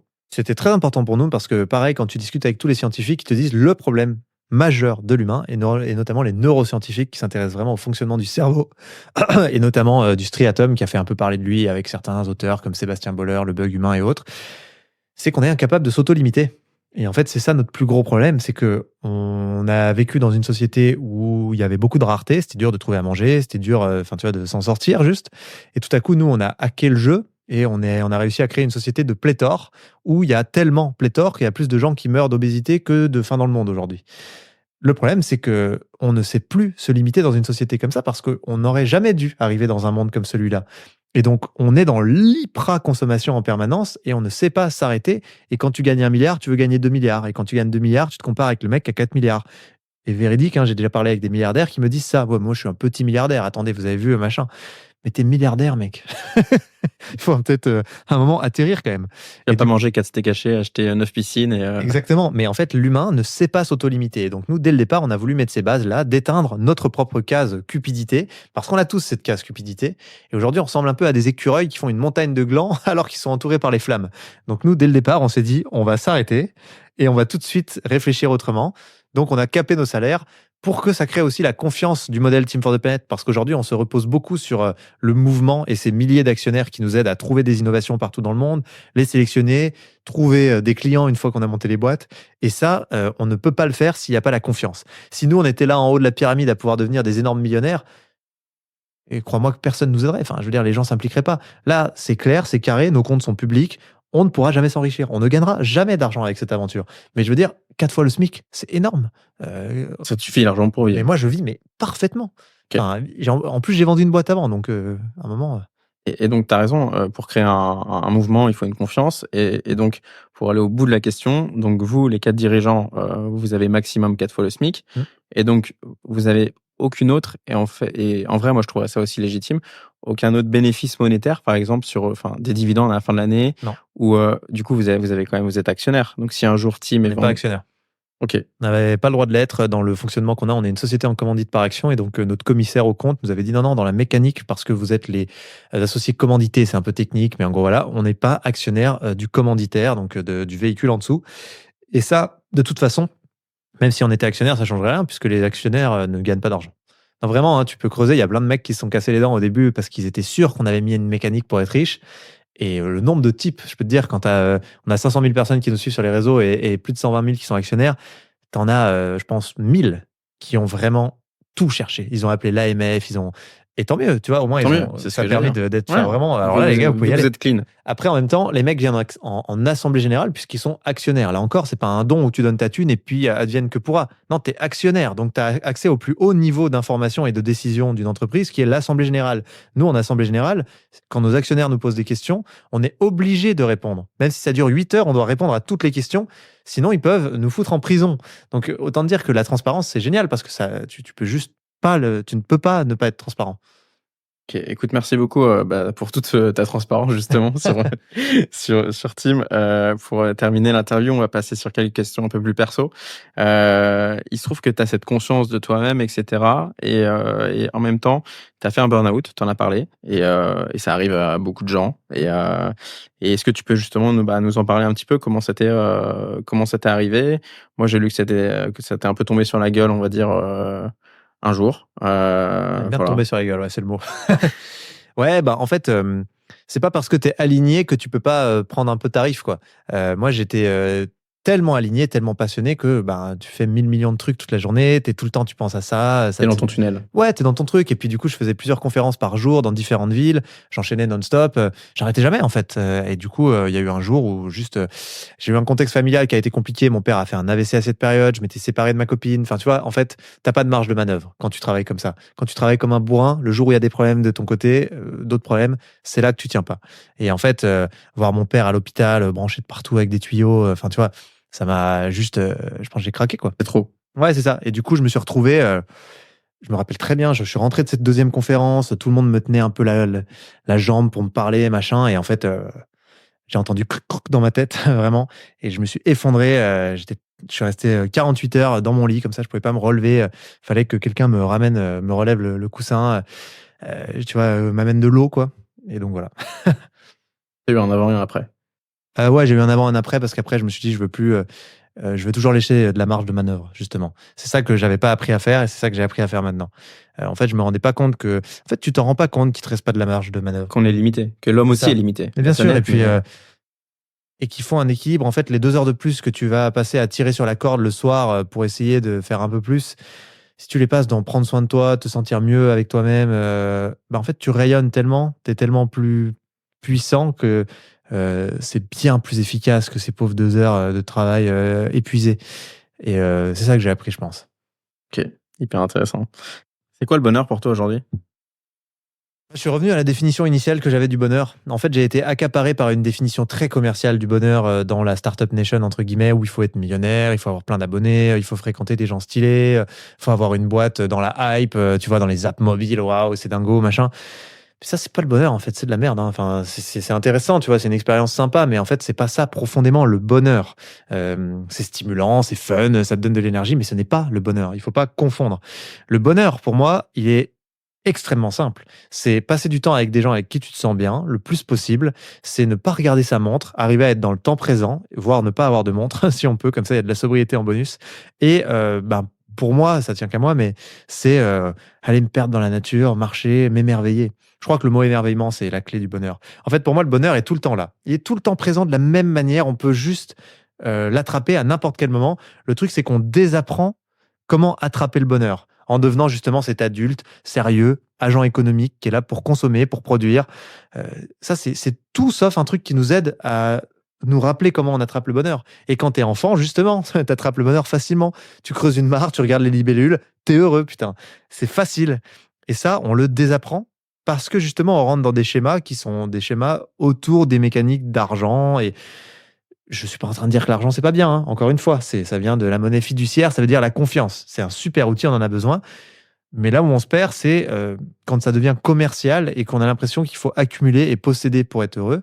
Il faut un minimum, c'est la théorie du donut, de la brave Kate, je ne sais plus quoi, qui dit que tu as des planchers sociaux.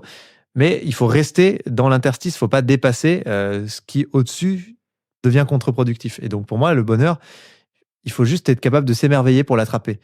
Et je te parle de trucs très simples, d'une belle action, de quelqu'un qui aide quelqu'un dans la rue ou qui lui laisse sa place dans le métro.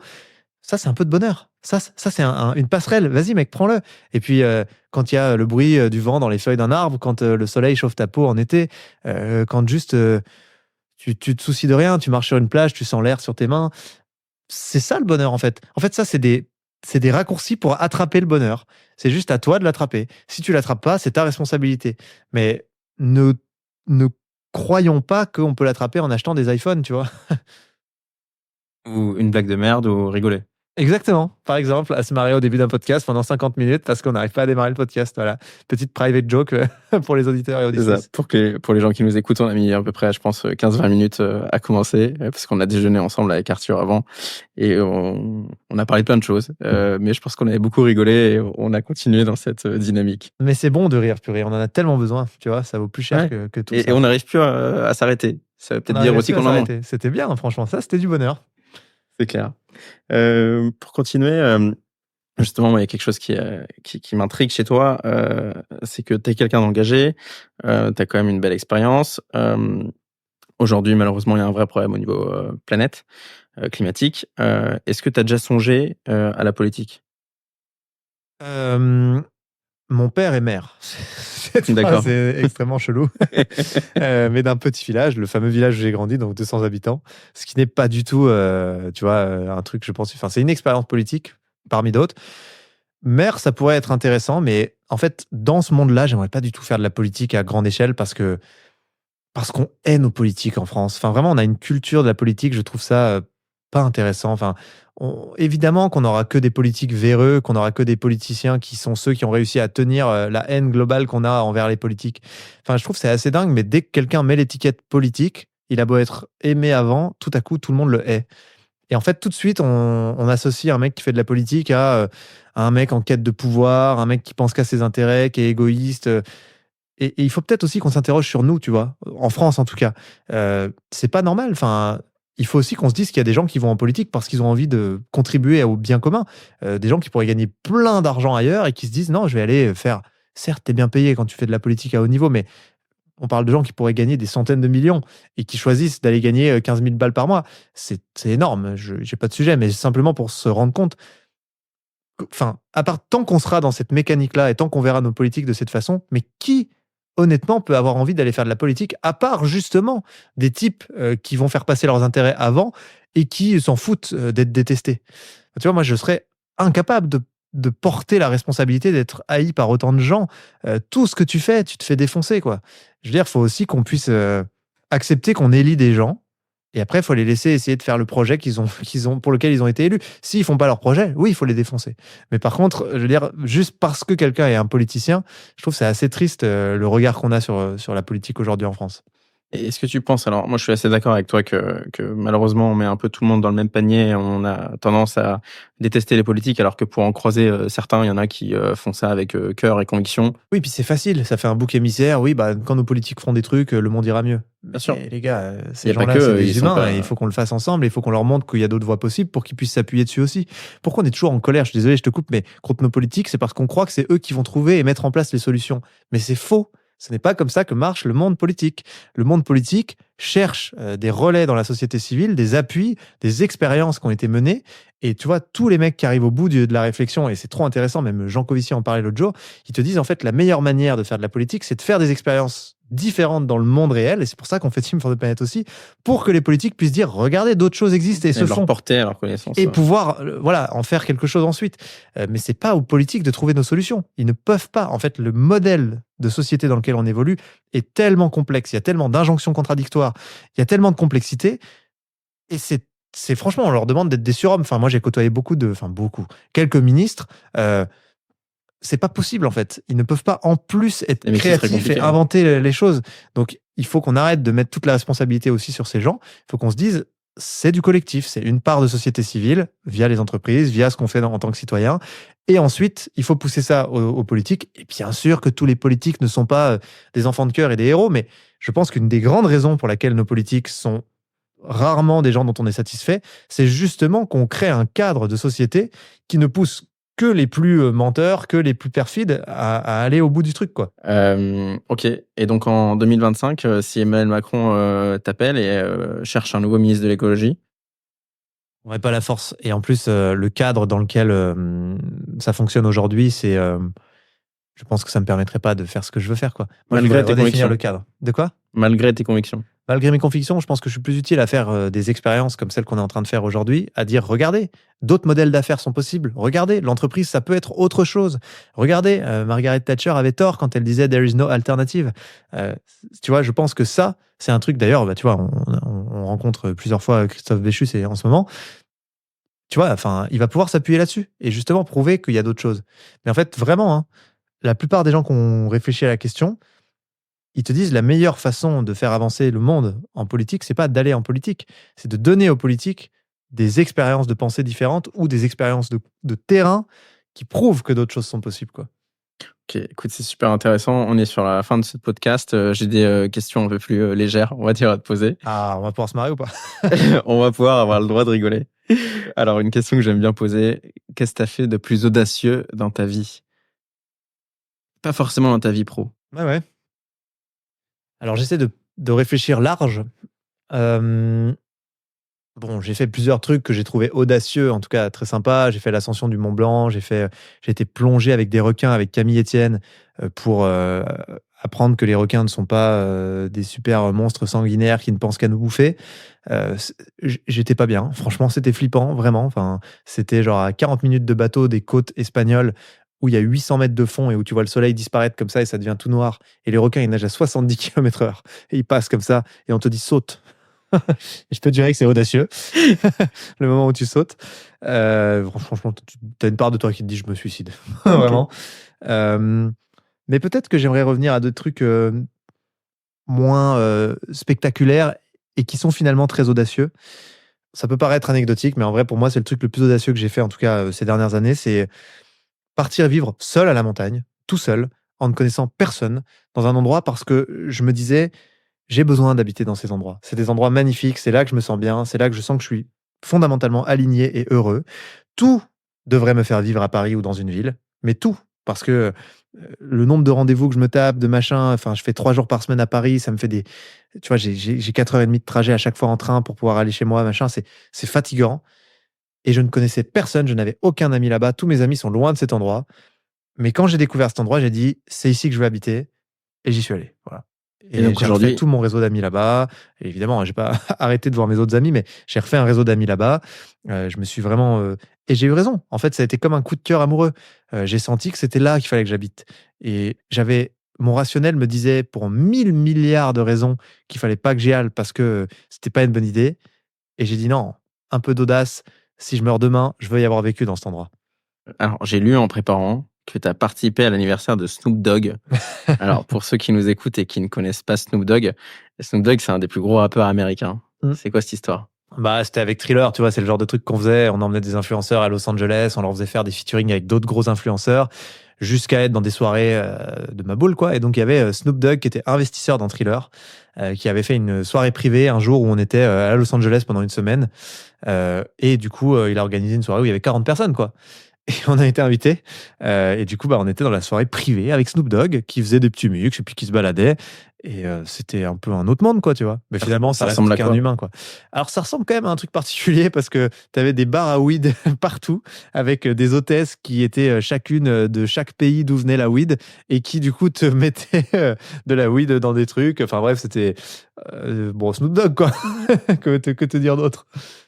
Ok, écoute, c'est une anecdote très marrante.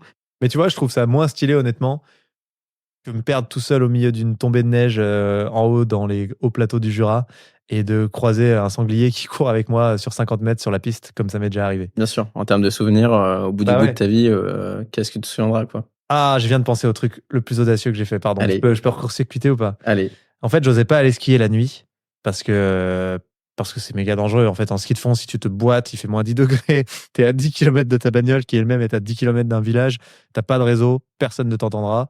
En plus, il y a des meutes de loups dans le Jura. Alors, ils attaquent pas les humains, je veux pas laisser croire ça. Mais enfin, si t'es par terre avec une jambe pétée, potentiellement quand même que tu deviens un truc un peu facile.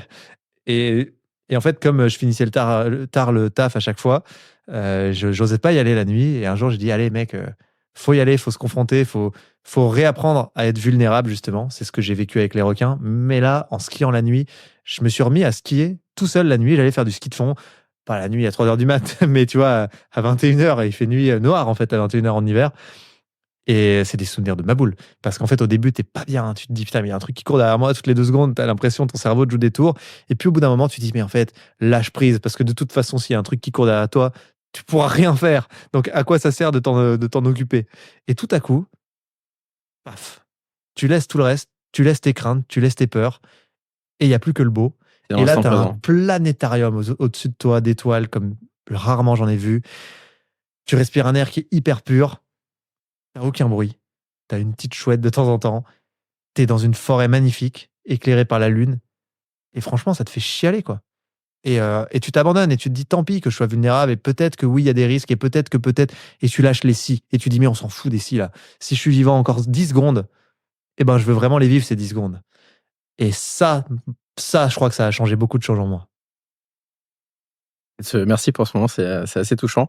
On va revenir à une autre question un peu plus dans le réel, enfin en fait pas vraiment dans le réel.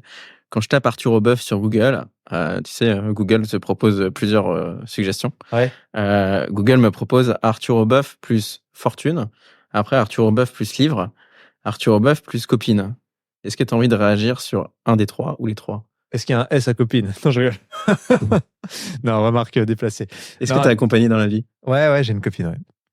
Dont je suis très amoureux et que je trouve incroyablissime, qui est entrepreneur, mais qui fait aussi des contenus sur Internet, des vidéos, et qui est brillante, qui fait beaucoup de sport, qui adore la nature comme moi, et avec qui on a une légèreté de relation, justement, qui est assez géniale, parce que on se permet plein de choses, dans le sens où, justement, pour nous, l'amour, le vrai amour, c'est justement d'avoir la liberté et de ne pas être enfermé dans une relation avec trop de contraintes.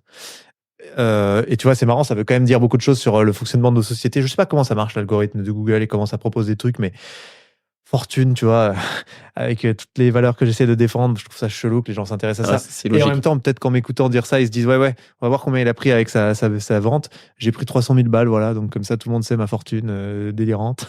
Et puis après, livre, parce que je vais sortir un livre qui s'appelle Et si le futur faisait envie, qui va sortir le 28 août. Donc c'est encore pas tout de suite, hein. C'est bien que les recherches Google soient déjà lancées là-dessus. Et en même temps, je me dis combien de livres ont dû être non achetés à cause de cette connerie. Mais bon, et du coup, le principe, c'est de montrer que quand tu te déconstruis justement, quand tu réapprends le bonheur qui n'est pas commercial, que tu re-regardes le bonheur autrement, de manière simple, il se passe un truc génialissime. C'est que, un, t'es heureux, et deux, t'es écolo. Parce qu'en fait, ça fait carrément baisser ton empreinte sur la planète, et t'as jamais cherché à être écolo. C'est pour ça que j'aime bien dire, ne cherchez pas à être écolo, cherchez à être heureux. Mais le vrai heureux, le vrai bonheur, pas le bonheur commercial, pas le bonheur plastique qu'on nous fout dans la tête toute la journée en nous faisant croire que c'est ça qui va nous rendre heureux, quoi. Et du coup, voilà pourquoi il y a ce truc de livre. Ok, écoute, merci beaucoup pour toutes tes réponses, ta transparence. On arrive vraiment à la fin du podcast. La dernière question qu'on pose toujours, c'est qu'est-ce qu'on peut te souhaiter?